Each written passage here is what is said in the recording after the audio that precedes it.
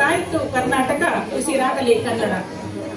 ನರಕಕ್ಕಿಳಿಸಿ ನಾಲ್ಗೆ ಸೀಳಿಸಿ ಬಾಯಿ ಒಂದ್ಸಾಕಿದ್ರು ಮೂಗ್ನಲ್ಲಿ ಕನ್ನಡ ಮಾತಾಡ್ತೀನಿ, ನನ್ನ ಮನಸ್ಸನ್ನ ನೀ ಕಾಣೆ ಅನ್ನೋ GP ರಾಜರತ್ನಂ ಅವರ ಈ ಮೈ ರೋಮಾಂಚನಗೊಳಿಸುವ ಸಾಲುಗಳೊಂದಿಗೆ ತಾಲೂಕು ಕನ್ನಡ ಸಾಹಿತ್ಯ ಪರಿಷತ್ತು ಧಾರವಾಡದ ವತಿಯಿಂದ ಧಾರವಾಡ ತಾಲೂಕು 11ನೇ ಕನ್ನಡ ಸಾಹಿತ್ಯ ಸಮ್ಮೇಳನವನ್ನ ಕರ್ನಾಟಕ ಕುಲಪುರೋಹಿತ ಆಲೂರು ವೆಂಕಟರಾವ್ ಸಾಂಸ್ಕೃತಿಕ ಸಭಾಭವನದಲ್ಲಿ ಇಂದು ನೆರೆದಿರುವ ಎಲ್ಲ ಗಣ್ಯ ಮಾನ್ಯರಿಗೂ ಕನ್ನಡ ಮನಸ್ಸುಗಳಿಗೂ ಹೃತ್ಪೂರ್ವಕವಾದ ನಮಸ್ಕಾರಗಳು.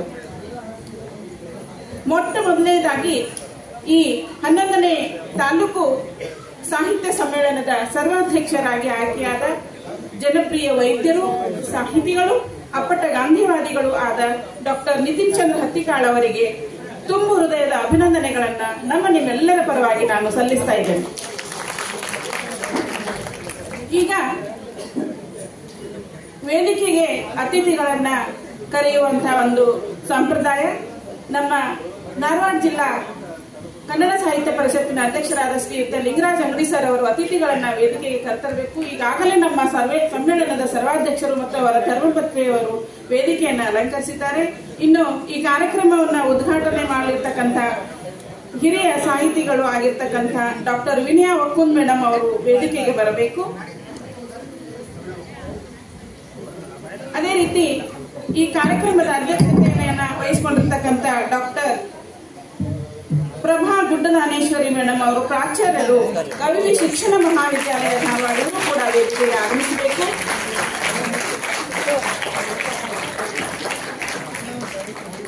ಇನ್ನು ಮುಖ್ಯ ಅತಿಥಿಗಳಾಗಿ ಆಗಮಿಸಿರುವ ಶ್ರೀಯುತ ಚಂದ್ರಕಾಂತ್ ಬೆಲ್ಲದ್ ಅವರು ಅಧ್ಯಕ್ಷರು, ಕವಿವಿ ಸಂಘ ಧಾರವಾಡ, ಇವರು ಕೂಡ ವೇದಿಕೆಗೆ ಬರಬೇಕು. ಶ್ರೀಯುತ ಶಂಕರ್ ಹಲ್ಗತ್ತಿ ಸರ್ ಅವರು ಪ್ರಧಾನ ಕಾರ್ಯದರ್ಶಿಗಳು, ಕವಿವಿ ಸಂಘ ಧಾರವಾಡ, ಇವರು ಕೂಡ ವೇದಿಕೆಗೆ ಬರಬೇಕು ಅಂತ ಅವರಲ್ಲಿ ಕೇಳಿಕೊಳ್ತೇನೆ. ಶ್ರೀಮತಿ ಸವಿತಾ ಅಮರ್ ಶೆಟ್ಟಿ ಅವರು ಕೂಡ ವೇದಿಕೆಗೆ ಆಗಮಿಸಬೇಕು. ಡಾಕ್ಟರ್ ಗಿರಿಜಾ ಹಿರೇಮಠ ಅವರು ಪ್ರಾಚಾರ್ಯರು, ಶ್ರೀ ಸಿದ್ದರಾಮೇಶ್ವರ ಶಿಕ್ಷಣ ಮಹಾವಿದ್ಯಾಲಯ ಧಾರವಾಡ, ಇವರು ಕೂಡ ಈಗ ವೇದಿಕೆಗೆ ಆಗಮಿಸಬೇಕು ಅಂತ ಕೇಳಿಕೊಳ್ತಾ, ನಿಕಟಪೂರ್ವ ಸಮ್ಮೇಳನ ಅಧ್ಯಕ್ಷರಾಗಿರ್ತಕ್ಕಂಥ ಡಾಕ್ಟರ್ ಸಂತೋಷ್ ಹಾನಗಲ್ ಅವರು ಕೂಡ ವೇದಿಕೆಗೆ ಆಗಮಿಸಬೇಕು. ಇನ್ನು ಮುಖ್ಯ ಅತಿಥಿಗಳಾಗಿ ಆಗಮಿಸಿರುವ ಮಾನ್ಯ ಶ್ರೀ ರಾಮಣ್ಣ ಬಡಗೇರ್ ಅವರು, ಮಹಾಪೌರರು, ಹುಬ್ಬಳ್ಳಿ ಧಾರವಾಡ ಮಹಾನಗರ ಪಾಲಿಕೆಯವರು, ಮಾನ್ಯ ಶ್ರೀಮತಿ ದುರ್ಗಮ್ಮ ಬಿಜವಾಡ್, ಉಪಮಹಾಪೌರರು, ಹುಬ್ಬಳ್ಳಿ ಧಾರವಾಡ ಮಹಾನಗರ ಪಾಲಿಕೆ, ಇವರು ಕೂಡ ವೇದಿಕೆಗೆ ಬರಬೇಕು. ಶ್ರೀ ರುದ್ರೇಶ್ ಗಾಳಿ, ಆಯುಕ್ತರು, ಹುಬ್ಬಳ್ಳಿ ಧಾರವಾಡ ಮಹಾನಗರ ಪಾಲಿಕೆ, ಶ್ರೀ ಪ್ರಕಾಶ್ ಹುಡುಗೇರಿ ಸರ್ ಅವರು ಹಿರಿಯ ನ್ಯಾಯವಾದಿಗಳು ಧಾರವಾಡ, ಇವರು, ಶ್ರೀ ರಾಬರ್ಟ್ ದದ್ದಾಪುರಿ ಸಿಂಡಿಕೇಟ್ ಸದಸ್ಯರು, ಕವಿವಿ ಧಾರವಾಡ, ಶ್ರೀ ಲಕ್ಷ್ಮಣ್ ಪಕ್ಕಾಯಿ ಹಿರಿಯ ಮುಖಂಡರು ಧಾರವಾಡ, ಶ್ರೀ ಶರಣಬಸವ ಚೋಳಿನ್ ಹಿರಿಯ ಕಾರ್ಯಕ್ರಮ ಅಧಿಕಾರಿಗಳು, ಆಕಾಶವಾಣಿ ಧಾರವಾಡ. ಎಲ್ಲ ಕನ್ನಡ ಮನಸ್ಸುಗಳಿಗೆ, ಕನ್ನಡಾಭಿಮಾನಿಗಳಿಗೆ, ಛಾಯಾಗ್ರಾಹಕರಿಗೆ ಮತ್ತು ಮಾಧ್ಯಮ ವರದಿ ಮಿತ್ರರಿಗೆ, ಅವರಿಗೂ ಕೂಡ ಎಲ್ಲರಿಗೂ ನಾನು ನಮಸ್ಕರಿಸುತ್ತಾ ಈ ಕಾರ್ಯಕ್ರಮವನ್ನ ಈಗ ಆರಂಭಿಸ್ತಾ ಇದ್ದೇವೆ.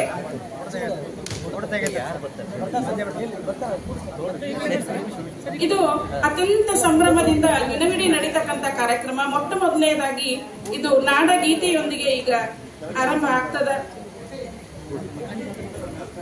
ಕನ್ನಡ ನಾಡು, ಕನ್ನಡ ಮನುಜರು, ಕನ್ನಡ ಭಾಷೆ, ಕನ್ನಡ ಸಂಸ್ಕೃತಿ ಇವೆಲ್ಲವೂ ನನ್ನ ಹೃದಯದ ಅಂಗಗಳು ಅಂತೇಳಿ ಕವಿಯ ನುಡಿಗಳೊಂದಿಗೆ ನಾಡಗೀತೆಯನ್ನ ಹಾಡಲು ಬರ್ತಾ ಇದ್ದಾರೆ ನಮ್ಮ ಸ್ನೇಹರಂಗ ಕಲಾ ಬಳಗದ ತಂಡ ಧಾರವಾಡವರು.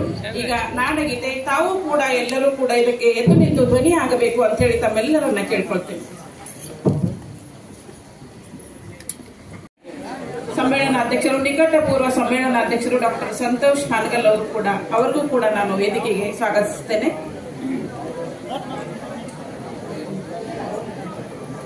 ರಂಗ ಕಲಾ ಬಳಗದ ವತಿಯಿಂದ ನಾಡಗೀತೆಯನ್ನ ಅತ್ಯಂತ ಸುಶ್ರಾವ್ಯವಾಗಿ ಹಾಡಿದ ಎಲ್ಲರಿಗೂ ಕೂಡ ತುಂಬು ಹೃದಯದ ಧನ್ಯವಾದಗಳನ್ನ ಹೇಳ್ತಾ, ಕನ್ನಡ ಕಾರ್ಯಕ್ರಮಕ್ಕೆ ಆಗಮಿಸಿದ ಎಲ್ಲ ಮಹನೀಯರನ್ನ, ಎಲ್ಲ ಕನ್ನಡ ಮನಸ್ಸುಗಳನ್ನ, ಹಿರಿಯ ಕಿರಿಯರನ್ನದ ಎಲ್ಲರನ್ನೂ ಕೂಡ ಕಾರ್ಯಕ್ರಮಕ್ಕೆ ತುಂಬು ಹೃದಯದಿಂದ ಸ್ವಾಗತಿಸುವ ಒಂದು ಸಂಪ್ರದಾಯ. ಈ ಸ್ವಾಗತವನ್ನ ಕೋರ್ತಾ ಇದ್ದಾರೆ ನಮ್ಮ ಧಾರವಾಡ ತಾಲೂಕು ಕನ್ನಡ ಸಾಹಿತ್ಯ ಪರಿಷತ್ತಿನ ಅಧ್ಯಕ್ಷರಾಗಿರ್ತಕ್ಕಂಥ ಶ್ರೀಯುತ ಮಹಾಂತೇಶ್ ನರೇಗಲ್ ಸರ್ ಅವರು. ಶುಭ ಮುಂಜಾನೆ. ಇಲ್ಲಿಯವರೆಗೆ ಧಾರವಾಡ ತಾಲೂಕು ಕನ್ನಡ ಸಾಹಿತ್ಯ ಸಮ್ಮೇಳನ, 11ನೇ ಕನ್ನಡ ಸಾಹಿತ್ಯ ಸಮ್ಮೇಳನ ಈಗ ವೇದಿಕೆ ಕಾರ್ಯಕ್ರಮ ಪ್ರಾರಂಭ ಆಗ್ತದೆ. ಧ್ವಜಾರೋಹಣ ಕಾರ್ಯಕ್ರಮ, ಮೆರವಣಿಗೆ, ಸರ್ವಾಧ್ಯಕ್ಷರ ಮೆರವಣಿಗೆ ಕಾರ್ಯಕ್ರಮ, ಈಗ ವೇದಿಕೆ ಕಾರ್ಯಕ್ರಮ. ಈ ವೇದಿಕೆ ಕಾರ್ಯಕ್ರಮದಲ್ಲಿ ಉದ್ಘಾಟನೆ ಕೃಷ್ಣ ಶರ್ಮಾ ಟ್ರಸ್ಟ್ನ ಅಧ್ಯಕ್ಷರು ಆಗಿರ್ತಕ್ಕಂಥ ಹಿರಿಯ ಸಾಹಿತಿಗಳಾಗಿರ್ತಕ್ಕಂಥ ವಿನಯಾ ವಕ್ಕುಂದ್ ಮೇಡಮ್ ಅವರಿಗೆ ಈ ಕಾರ್ಯಕ್ರಮದ ಪರವಾಗಿ ಎಲ್ಲರ ಪರವಾಗಿ ತುಂಬ ಸ್ವಾಗತವನ್ನು ಬಯಸಿದ್ದೇನೆ.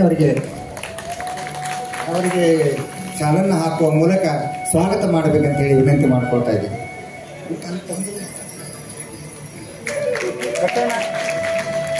ಈ ಕಾರ್ಯಕ್ರಮದ ಗುಡ್ದಾನಿ ಮೇರಿ ಮೇಡಮ್ ಅವರಿಗೆ ಈ ಕಾರ್ಯಕ್ರಮದ ಪರವಾಗಿ ತುಂಬ ಹೃದಯದ ಸ್ವಾಗತವನ್ನು ಬಯಸ್ತಾ ಇದ್ದೇನೆ. ಸ್ವಾಗತ, ಸುಸ್ವಾಗತ. ಈ ಕಾರ್ಯಕ್ರಮದಲ್ಲಿ ಮುಖ್ಯ ಅತಿಥಿಗಳಾಗಿ ಆಗಮಿಸಿರ್ತಕ್ಕಂಥ ಶಂಕರ್ ಹಲಗತ್ತಿ ಸರ್ ಅವರಿಗೆ ಈ ಕಾರ್ಯಕ್ರಮದ ಪರವಾಗಿ ತುಂಬ ಹೃದಯದ ಸ್ವಾಗತವನ್ನು ಬಯಸ್ತಾ ಇದ್ದೇನೆ. ಅವರಿಗೆ ಸ್ವಾಗತ, ಸುಸ್ವಾಗತ. ಅದೇ ರೀತಿ ಈ ಕಾರ್ಯಕ್ರಮದ ಸರ್ವಾಧ್ಯಕ್ಷರು ಆದಂಥ ನಿತಿನ್ ಚಂದ್ರ ಹತ್ತಿಕಾಳ್ ಡಾಕ್ಟರ್ ಸರ್ ಅವರಿಗೆ ಈ ಕಾರ್ಯಕ್ರಮದ ಪರವಾಗಿ ತುಂಬ ಹೃದಯದ ಸ್ವಾಗತವನ್ನು, ಅಂಗಡಿ ಸರ್ ಅವರವರಿಗೆ ಸ್ವಾಗತವನ್ನು ಮಾಡಬೇಕಂತ ವಿನಂತಿ ಮಾಡಿಕೊಳ್ತಾ ಇದ್ದೇನೆ. ಅದೇ ರೀತಿ ಅವರ ಶ್ರೀಮತಿಯವರಾದ ರಾಜೇಶ್ವರಿ ಹತ್ತಿಕಾಳ್ ಮೇಡಮ್ ಅವರಿಗೂ ಸಹಿತ ಸ್ವಾಗತ ಮತ್ತು ಸುಸ್ವಾಗತ. ನಮ್ಮ ನಿಕಟಪೂರ್ವ ಹಿಂದಿನ 10ನೇ ಕನ್ನಡ ಸಾಹಿತ್ಯ ಸಮ್ಮೇಳನದ ಅಧ್ಯಕ್ಷರಾಗಿರ್ತಕ್ಕಂಥ ಡಾಕ್ಟರ್ ಸಂತೋಷ್ ಹಾನಗಲ್ ನಾಡ ಹಾಗೂ ತಾಲೂಕು ಪರಿಷತ್ತಿನ ಧ್ವಜಾರೋಹಣೆಯೊಂದಿಗೆ ಕಾರ್ಯಕ್ರಮ ಆರಂಭವಾಯಿತು. ಅದರ ಮುಂದುವರೆದ ಭಾಗವಾಗಿ ಅತ್ಯಂತ ಸುಂದರವಾದ, ಅತ್ಯಂತ ಮನ ತಟ್ಟುವಂತಹ ಒಂದು ಮೆರವಣಿಗೆ ಕಾರ್ಯಕ್ರಮ ನಡೆಯಿತು. ಈಗೆಲ್ಲ ತಾವು ಇಲ್ಲಿ ಸೇರಿದ್ದೀರಿ. ತಾವೆಲ್ಲ ಇಷ್ಟೊಂದು ಉತ್ಸಾಹದಿಂದ, ಇಷ್ಟೊಂದು ಲವಲವಿಕೆಯಿಂದ ಭಾಗವಹಿಸಿದ್ದನ್ನು ನೋಡಿದರೆ ಕನ್ನಡ ಭಾಷೆಗಾಗಲಿ, ಕನ್ನಡ ಸಂಸ್ಕೃತಿಗಾಗಲಿ ತುಂಬಾ ಒಳ್ಳೆಯ ಭವಿಷ್ಯ ಇದೆ. ಆ ಕೂಸನ್ನ ಎತ್ತಿ ಹಿಡಿತಕ್ಕಂತ ಎಲ್ಲ ಲಕ್ಷಣಗಳು ಇಲ್ಲಿ ಕಾಣಿಸ್ತಾ ಇದೆ ಅಂತ ನಾನು ಹೆಮ್ಮೆಯಿಂದ ಹೇಳ್ತಾ, ತಮ್ಮೆಲ್ಲರನ್ನ ಅವರಿವರೆನ್ನದೇ ಈ ವೇದಿಕೆಯ ಪರವಾಗಿ ಜಿಲ್ಲಾ ಕನ್ನಡ ಸಾಹಿತ್ಯ ಪರಿಷತ್ತು, ತಾಲೂಕು ಸಾಹಿತ್ಯ ಕನ್ನಡ ಪರಿಷತ್ತು ಎಲ್ಲರ ಪರವಾಗಿ ಮತ್ತೊಮ್ಮೆ ನಾನು ತುಂಬ ಹೃದಯದ ಸ್ವಾಗತವನ್ನ ಕೋರಿರ್ತಕ್ಕಂತಹ ಶ್ರೀಯುತ ಮಹಾಂತೇಶ್ ನರೇಗಲ್ ಸರ್ ಅವರಿಗೆ ಧನ್ಯವಾದಗಳನ್ನ ಹೇಳ್ತಾ, ಈಗ ನಮ್ಮ ಜಿಲ್ಲಾ ಕನ್ನಡ ಸಾಹಿತ್ಯ ಪರಿಷತ್ತು ಧಾರವಾಡ ಇದರ ಅಧ್ಯಕ್ಷರಾಗಿರ್ತಕ್ಕಂಥ ಚೈತನ್ಯದ ಚಿಲುಮೆಯೇ ಅಂತ ಹೇಳಿದ್ರೆ ತಪ್ಪಾಗ್ಲಿಕ್ಕಿಲ್ಲ, ಡಾಕ್ಟರ್ ಲಿಂಗರಾಜ್ ಅಂಗಡಿ ಸರ್ ಅವರು ಒಂದೆರಡು ಮಾತುಗಳನ್ನ ಇಲ್ಲಿ ಹೇಳ್ಬೇಕಂತ ಹೇಳಿ ಅವರಲ್ಲಿ ಕೇಳ್ಕೊಳ್ತೇನೆ. ಧಾರವಾಡ ತಾಲೂಕು ಕನ್ನಡ ಸಾಹಿತ್ಯ ಪರಿಷತ್ತಿನ 11ನೇ ಸಾಹಿತ್ಯ ಸಮ್ಮೇಳನ. ಈ ಒಂದು 11 ಸಾಹಿತ್ಯ ಸಮ್ಮೇಳನದಲ್ಲಿ ಮೊದಲನೇ ಸಾಹಿತ್ಯ ಸಮ್ಮೇಳನ ಮಾಡಿದ್ದು ಇದೇ ಸ್ಥಳದೊಳಗೆ. ಅದು ನಮ್ಮ ಡಾಕ್ಟರ್ VC ಅರ್ಸಂಗ್ ಅವರ ಒಂದು ಅಧ್ಯಕ್ಷತೆಯಲ್ಲಿ ಅಲ್ಲೂರ ಕಲಾಭವನದಲ್ಲಿ ಅದು ನಡೆದಿದ್ದು. ಅವಾಗ ಮೋಹನ್ ನಾಗಮ್ಮನವರು ತಾಲೂಕು ಅಧ್ಯಕ್ಷರಾಗಿದ್ದರು. ಹೀಗಾಗಿ ಆ ಒಂದು ವಿಷಯವನ್ನು ತಮ್ಮ ಜೊತೆಗೆ ಹಂಚಿಕೊಂಡು ನನಗೆ ಹೆಮ್ಮೆ ಅನಿಸ್ತದೆ. ಆಮೇಲೆ ಮುಂದೆ ಸುಮಾರು 10 ಸಮ್ಮೇಳನ ಮಾಡಿದ್ದು. ಅದರಲ್ಲಿ ನಮ್ಮ ವಿನಯಾ ವಕ್ಕುಂದ್ ಅವರು ಪ್ರಗತಿಪರ ಚಿಂತಕಿ, ಬಹಳಷ್ಟು ಸಮಾಜಮುಖಿಯಾಗಿ ಕೆಲಸ ಮಾಡ್ತಕ್ಕಂಥ ನಮ್ಮ ಸಹೋದರಿ ವಿನಯಾ ವಕ್ಕುಂದ್ ಮೇಡಮ್ ಅವರು ನಾವು ದೂರವಾಣಿ ಮೂಲಕ ಕೇಳ್ಕೊಂಡಾಗ ಬಹಳಷ್ಟು ಪ್ರೀತಿಯಿಂದ ಇವಾಗ ನಾವು ಆಮಂತ್ರಣ ಪತ್ರಿಕೆ ಕೊಡ್ಲಿಕ್ಕೆ ಬರ್ತೇವೆ ಅಂದ್ರೆ, ಇಲ್ಲ ಸರ್ ನಾನು ಬರ್ತೇನೆ, ಯಾಕೆ ನೀವು ನಾನು NSS ಕ್ಯಾಂಪ್ ತಲ್ಲಿದ್ದೇನೆ ಕಾಲೇಜ್ ಅಂತ ಹೇಳಿದ್ರು. ಇಷ್ಟು ಒಂದು ಕಾರ್ಯಕ್ರಮಕ್ಕೆ ಬಹಳಷ್ಟು ಪ್ರೀತಿಯಿಂದ ಉದ್ಘಾಟನೆ ಮಾಡ್ಲಿಕ್ಕೆ ಅವರು ಬಂದಿದ್ದಾರೆ. ಮತ್ತೆ ಅಷ್ಟೇ ಅಲ್ಲ, ಇವತ್ತು ಈ ಒಂದು ಉದ್ಘಾಟನಾ ಸಮಾರಂಭದ ಅಧ್ಯಕ್ಷತೆಯನ್ನು ನಮ್ಮ ಕುಲಪತಿಗಳು ವಹಿಸಬೇಕಾಗಿತ್ತು. ಆ ಒಂದು ಸ್ಥಾನವನ್ನು ಸದ್ಯಕ್ಕೆ ನಮ್ಮ ಶಿಕ್ಷಣ ಮಹಾವಿದ್ಯಾಲಯದ ಪ್ರಾಚಾರ್ಯರಾದಂತ ನಮ್ಮ ಪ್ರಭಾ ಗುಡದಾಣಿಯವ್ರ ಮಠ ಅವರು ಕೇಳಿದಾಗ, ಯಾಕಂದ್ರೆ ಉದ್ಘಾಟಕರು ಅವರೇ, ಮತ್ತೆ ಅಷ್ಟೇ ಅಲ್ಲ ಈ ಒಂದು ಕಾರ್ಯಕ್ರಮದ ಅಧ್ಯಕ್ಷತೆ ಅವರೇ ವಹಿಸಬೇಕಂತ ಹೇಳಿದ್ರು. ಅಷ್ಟೇ ಅಲ್ಲ, ಸಮಾರಂಭ ಭಾಷಣ ಸದ್ಯಕ್ಕೆ ರೇಖಾ ಜೋಗಳಿ ಮೇಡಮ್ ಅವರು ಮಾಡ್ತಾ ಇದ್ದಾರೆ. ನಾ ಹೇಳೋ ಉದ್ದೇಶ ಅಂದ್ರೆ ಎಲ್ಲ ಒಂದು ಮುಖ್ಯ ಒಂದು ಭಾಷಣ ಮಾಡ್ತಕ್ಕಂಥ ನಾವು ಅವಕಾಶವನ್ನು ಮಹಿಳೆಯರಿಗೆ ಕೊಟ್ಟಿದ್ದೇವೆ ಅಂತಕ್ಕಂಥ ಮಾತನ್ನು ಈ ಸಂದರ್ಭದಲ್ಲಿ ನಾ ಹೇಳ್ತಾ ಇದ್ದೇನೆ. ಮತ್ತಷ್ಟೇ ಅಲ್ಲೇ ನಾವೆಲ್ಲ ಸಾಮಾನ್ಯವಾಗಿ ನಾವೆಲ್ಲ ಸಾಹಿತ್ಯದಲ್ಲಿ ಕೆಲಸ ಮಾಡಿದವ್ರನ್ನ ಸಮ್ಮೇಳನ ಅಧ್ಯಕ್ಷ ಮಾಡ್ತೀವಿ, ಯಾರನ್ನೇ ಓದಿ ಹೇಳಕ್ಕೆ. ಈ ಸಲ ನಮ್ಮ ತಾಲೂಕಾ ಪದಾಧಿಕಾರಿಗಳು ಇಲ್ಲಿ ಸರ ಒಬ್ರು ವೈದ್ಯರು ಬಹಳ ಚೆನ್ನಾಗಿ ಕೆಲಸ ಮಾಡಿದ್ದಾರೆ. ಅವ್ರಿಗೆ ಜಾಯಿಂಟಿಸ್ ಡಾಕ್ಟರ್ ಅಂತಕ್ಕಂಥದ್ದು, ಕಾಮಾಳಿ ಡಾಕ್ಟರ್ ಅಂತಕ್ಕಂಥ ಬಹಳ ಒಳ್ಳೆ ಹೆಸರಿದೆ. ಅವ್ರನ್ನೇ ಮಾಡ್ಬೇಕಂತೇಳಿ ಅವ್ರೆಲ್ಲ ತೀರ್ಮಾನ ತಗೊಂಡ್ರು. ಆ ತೀರ್ಮಾನಕ್ಕೆ ನಾವು ಜಿಲ್ಲಾ ಸಮಿತಿಯವ್ರ ಸದ್ಯಕ್ಕೆ ಒಪ್ಪಿಗೆ ಕೊಟ್ಟಿದ್ವಿ. ಹೀಗಾಗಿ ನಿಶ್ಚಿತ ಹತ್ತಿಕಾಳು ಅವರು ಒಳ್ಳೆಯ ಕವಿಗಳು, ಗಾಂಧಿವಾದಿಗಳು, ನಮ್ಮ ಪ್ರಗತಿಪರ ಚಿಂತಕರು. ಹೀಗಾಗಿ ಅವರ ಒಂದು ನೇತೃತ್ವದಲ್ಲಿ ಇವತ್ತು ಬೆಳಗಿಂದ ಸಂಜೆವರೆಗೆ ಕಾರ್ಯಕ್ರಮ ನಡೀತಾ ಇದ್ದೇವೆ. ಮತ್ತು ಅವರ ಶ್ರೀಮತಿಯವ್ರ ಸದ್ಯಕ್ಕೆ ಇಷ್ಟೆಲ್ಲ ನನಗಣಿಸ್ತಾ ಇದೆ. ನಮ್ಮೆಲ್ಲ ನಿತಿನ್ ಚಂದ್ರ ಹತ್ತಿಕಾಳು ಅವರ ಯಶಸ್ಸಿನ ಹಿಂದೆ ನಮ್ಮ ಮೇಡಮ್ ಅವರು, ರಾಜೇಶ್ವರಿ ಮೇಡಮ್ ಅವರು ಇದ್ದಾರೆ ಅಂತಕ್ಕಂಥ ಮಾತನಾಡ್ತಾರೆ. ಅವ್ರನ್ನ ಒಪ್ಕೋಬೇಕಲ್ಲ. ಅವ್ರ ಹೆಸರು ನೋಡ್ಲೆ ಕರ್ನಾಟಕ ಮಾತೆ ಇದ್ದಂಗೆ. ರಾಜೇಶ್ವರಿ ಹೇಗೆ ನಮ್ಮ ಕರ್ನಾಟಕ ಮಾತೆ, ಆ ರಾಜೇಶ್ವರಿ ಒಂದು ಸಹಾಯ ಸಹಕಾರದ ಒಂದು ಸರ್ ಎಷ್ಟು ಎತ್ತರವಾಗಿ ಬೆಳೆದಿದ್ದಾರೆ ಅಂತಕ್ಕಂಥ ಮಾತನಾಡ್ತಾ, ಈ ಸಲ ನಾವು ಕರ್ನಾಟಕ ವಿಶ್ವವಿದ್ಯಾಲಯದ ಶಿಕ್ಷಣ ಮಹಾವಿದ್ಯಾಲಯ ಸದಕ ಸಹಯೋಗದಲ್ಲಿ ಈ ಕಾರ್ಯಕ್ರಮ ಮಾಡ್ತಾ ಇದ್ದೇವೆ. ಯಾಕಂದ್ರೆ ಕರ್ನಾಟಕ ವಿಶ್ವವಿದ್ಯಾಲಯ ತನ್ನದೇ ಆದಂತಹ ಒಂದು ಇತಿಹಾಸವನ್ನು ಹೊಂದಿದೆ. ಆ ಒಂದು ಇತಿಹಾಸ ಹೊಂದಿದಂತ ಕರ್ನಾಟಕ ವಿಶ್ವವಿದ್ಯಾಲಯದ ಶಿಕ್ಷಣ ಮಹಾವಿದ್ಯಾಲಯ ನಮ್ಮ ಕಡೆಗೆ ಕೈ ಜೋಡಿಸಬೇಕಂದ್ಕೊಳ್ಳಿ. ಬೆಳಿಗ್ಗೆ ನಮ್ದು ಏನೋ ಧ್ವಜಾರೋಹಣ ಹಿಡ್ಕೊಂಡು ನಮ್ಮ ಸಂಜೆಯವರೆಗೆ ನಮ್ಮ ಮಕ್ಕಳೆಲ್ಲ ಈ ಕಾರ್ಯಕ್ರಮ ಭಾಗವಹಿಸಿರ್ತಾರೆ ಅಂತಕ್ಕಂಥ ಮಾತನ್ನು. ಯಾಕಂದ್ರೆ ಆ ವಿದ್ಯಾರ್ಥಿಗಳ ಮುಂದೆ ಪ್ರಶಿಕ್ಷಣಾರ್ಥಿಗಳ ಮುಂದೆಲ್ಲ ಅವರು ಭಾವಿ ಶಿಕ್ಷಕರು ಅವರಲ್ಲ, ಅವ್ರಿಗೂ ಸದ್ಯಕ್ಕೆ ಒಳ್ಳೆಯ ಒಂದು ಎಂತಲ್ಲ ಒಂದು ಸಾಹಿತ್ಯದ ಅಭಿರುಚಿಯನ್ನು ಬೆಳೆಸಬೇಕಂತಕ್ಕಂಥ ನಿಟ್ಟೊಳಗೆ ಅವರೆಲ್ಲ ಕರೆಸಿದ್ದೇವೆ. ಇಷ್ಟು ನನಗೆ ಖುಷಿ ಅನಿಸ್ತಾ ಇದೆ. ಈಗಾಗಲೇ 10 ಜಿಲ್ಲಾ ಸಮ್ಮೇಳನ, ತಾಲೂಕು ಸಮ್ಮೇಳನ, ಸುಮಾರು 40 ಸಮ್ಮೇಳನ ಮಾಡಿದ್ವಿಲ್ಲ. ಮೊದಲನೇ ಅವಧಿಯಲ್ಲಿ ಎಷ್ಟು 15 ತಾಲೂಕು ಸಮ್ಮೇಳನ ಮಾಡ್ತೀವಿ, ಎರಡನೇ ಅವಧಿಯೊಳಗೆ 20 ತಾಲೂಕು ಸಮ್ಮೇಳನ, ಈಗ ಸದ್ಯಕ 3ನೇ ಅವಧಿಯಲ್ಲಿ ಸದ್ಯಕ್ಕೆ ಒಂದು 8-10 ತಾಲೂಕು ಸಮ್ಮೇಳನ ಮಾಡ್ತೀವಿ. ಒಟ್ಟು 40 ತಾಲೂಕು ಸಮ್ಮೇಳನವನ್ನು ವಿವಿಧ ತಾಲೂಕದಲ್ಲಿ ಮಾಡಿದ್ದೇವೆ ಅಂತಕ್ಕಂಥ ಹೆಮ್ಮೆ ಅನಿಸ್ತದೆ. ಕಾರ್ಯಕ್ರಮ ಇದೆ ಅಂತಕ್ಕಂಥ ಮಾತನ್ನು ಹೇಳ್ತಾ ನನ್ನ 2 ಮಾತನ್ನು ಮುಗಿಸ್ತದೆ. ಧನ್ಯವಾದಗಳು. ಡಾಕ್ಟರ್ ಲಿಂಗರಾಜ್ ಅಂಗಡಿ ಸರ್ ಅವರಲ್ಲಿ ಎಷ್ಟೊಂದು ಚೈತನ್ಯ ತುಂಬಿ ಬರ್ತದೆ, ಎಷ್ಟೊಂದು ಲವಲವಿಕೆ ಅವರಲ್ಲಿ ಮೂಡಿ ಬರ್ತದೆ, ಎಷ್ಟೊಂದು ಕಳಕಳಿಯಿಂದ ಅವರು ಮಾತಾಡ್ತಾರೆ ಅನ್ನೋದನ್ನ ತಾವು ಪ್ರತ್ಯಕ್ಷವಾಗಿ ಸಾಕಷ್ಟು ಸಲ ನೋಡಿದ್ದೀರಿ. ಈ ಕಾರ್ಯಕ್ರಮಕ್ಕೆ ಇದೀಗ ಆಗಮಿಸಿದ ಡಾಕ್ಟರ್ ಶರಣಮ್ಮ ಗುಡೇಬಾಳ್ ಮೇಡಮ್ ಅವರಿಗೂ ಕೂಡ ನಾನು ಸ್ವಾಗತ ಕೋರ್ತೀನಿ. ಮತ್ತು ಕೂಡ ಆಗಮಿಸಿರ್ತಕ್ಕಂಥ ಮಹನೀಯರಿಗೆ ನಾನು ಮತ್ತೊಮ್ಮೆ ವೇದಿಕೆಯ ಪರವಾಗಿ ಸ್ವಾಗತವನ್ನ ಕೋರ್ತಾ, ಈಗ ಉದ್ಘಾಟನಾ ಕಾರ್ಯಕ್ರಮ, ಅತ್ಯಂತ ಪ್ರಮುಖ ಘಟ್ಟ ಕಾರ್ಯಕ್ರಮವನ್ನು ಉದ್ಘಾಟನೆ ಮಾಡಲಿಕ್ಕೆ ಆಗಮಿಸಿರುವ ಡಾಕ್ಟರ್ ವಿನಯಾ ವಕ್ಕುನ್ ಮೇಡಮ್ ಅವರು ಮತ್ತು ವೇದಿಕೆಯ ಮೇಲಿದ್ದ ಎಲ್ಲ ಮಹನೀಯರು ಕೂಡ ಈ ಉದ್ಘಾಟನಾ ಕಾರ್ಯಕ್ರಮದಲ್ಲಿ ಭಾಗವಹಿಸಿ ಕಾರ್ಯಕ್ರಮವನ್ನು ಉದ್ಘಾಟನೆ ಮಾಡಬೇಕು ಅಂತ ಅವರಲ್ಲಿ ಕೇಳಿಕೊಳ್ತೇನೆ.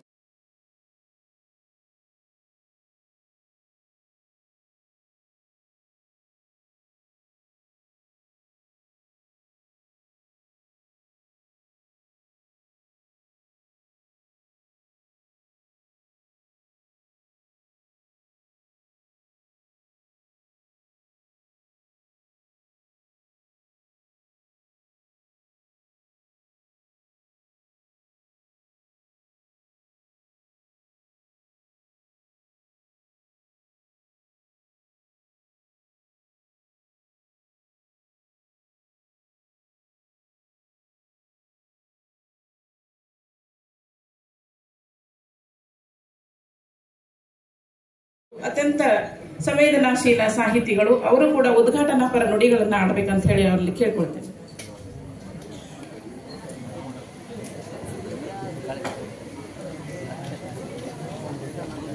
ತಾಲೂಕು 11ನೇ ಸಾಹಿತ್ಯ ಸಮ್ಮೇಳನದ ಈ ಉದ್ಘಾಟನಾ ಸಮಾರಂಭ ಡಾಕ್ಟರ್ ಗುರುಮಿ ಕಾಪ್ಸೆ ಸಭಾಂಗಣದಲ್ಲಿ ಡಾಕ್ಟರ್ ಮಲ್ಲಿಕಾರ್ಜುನ್ ಮನ್ಸೂರ್ ಮಹಾವೇದಿಕೆಯಲ್ಲಿ ಆ ಮಹನೀಯರ ಸಂಸ್ಮರಣೆಯೊಂದಿಗೆ ಇದೀಗ ಆರಂಭವಾಗಿದೆ. ನಾನು ಕನ್ನಡ ಸಾಹಿತ್ಯದ ಆ ಹಿರಿಯರ ನೆನಪುಗಳ ಜೊತೆಗೆ ಧಾರವಾಡದ ಸಾಹಿತ್ಯದ ಸೊಗಡಿನ ಜೊತೆಗೆ ತುಂಬ ಪ್ರೀತಿಯಿಂದ ಗೌರವದಿಂದ ಅವರೆಲ್ಲರ ಸ್ಮೃತಿಯಲ್ಲಿ ಈ ಉದ್ಘಾಟನೆಯನ್ನು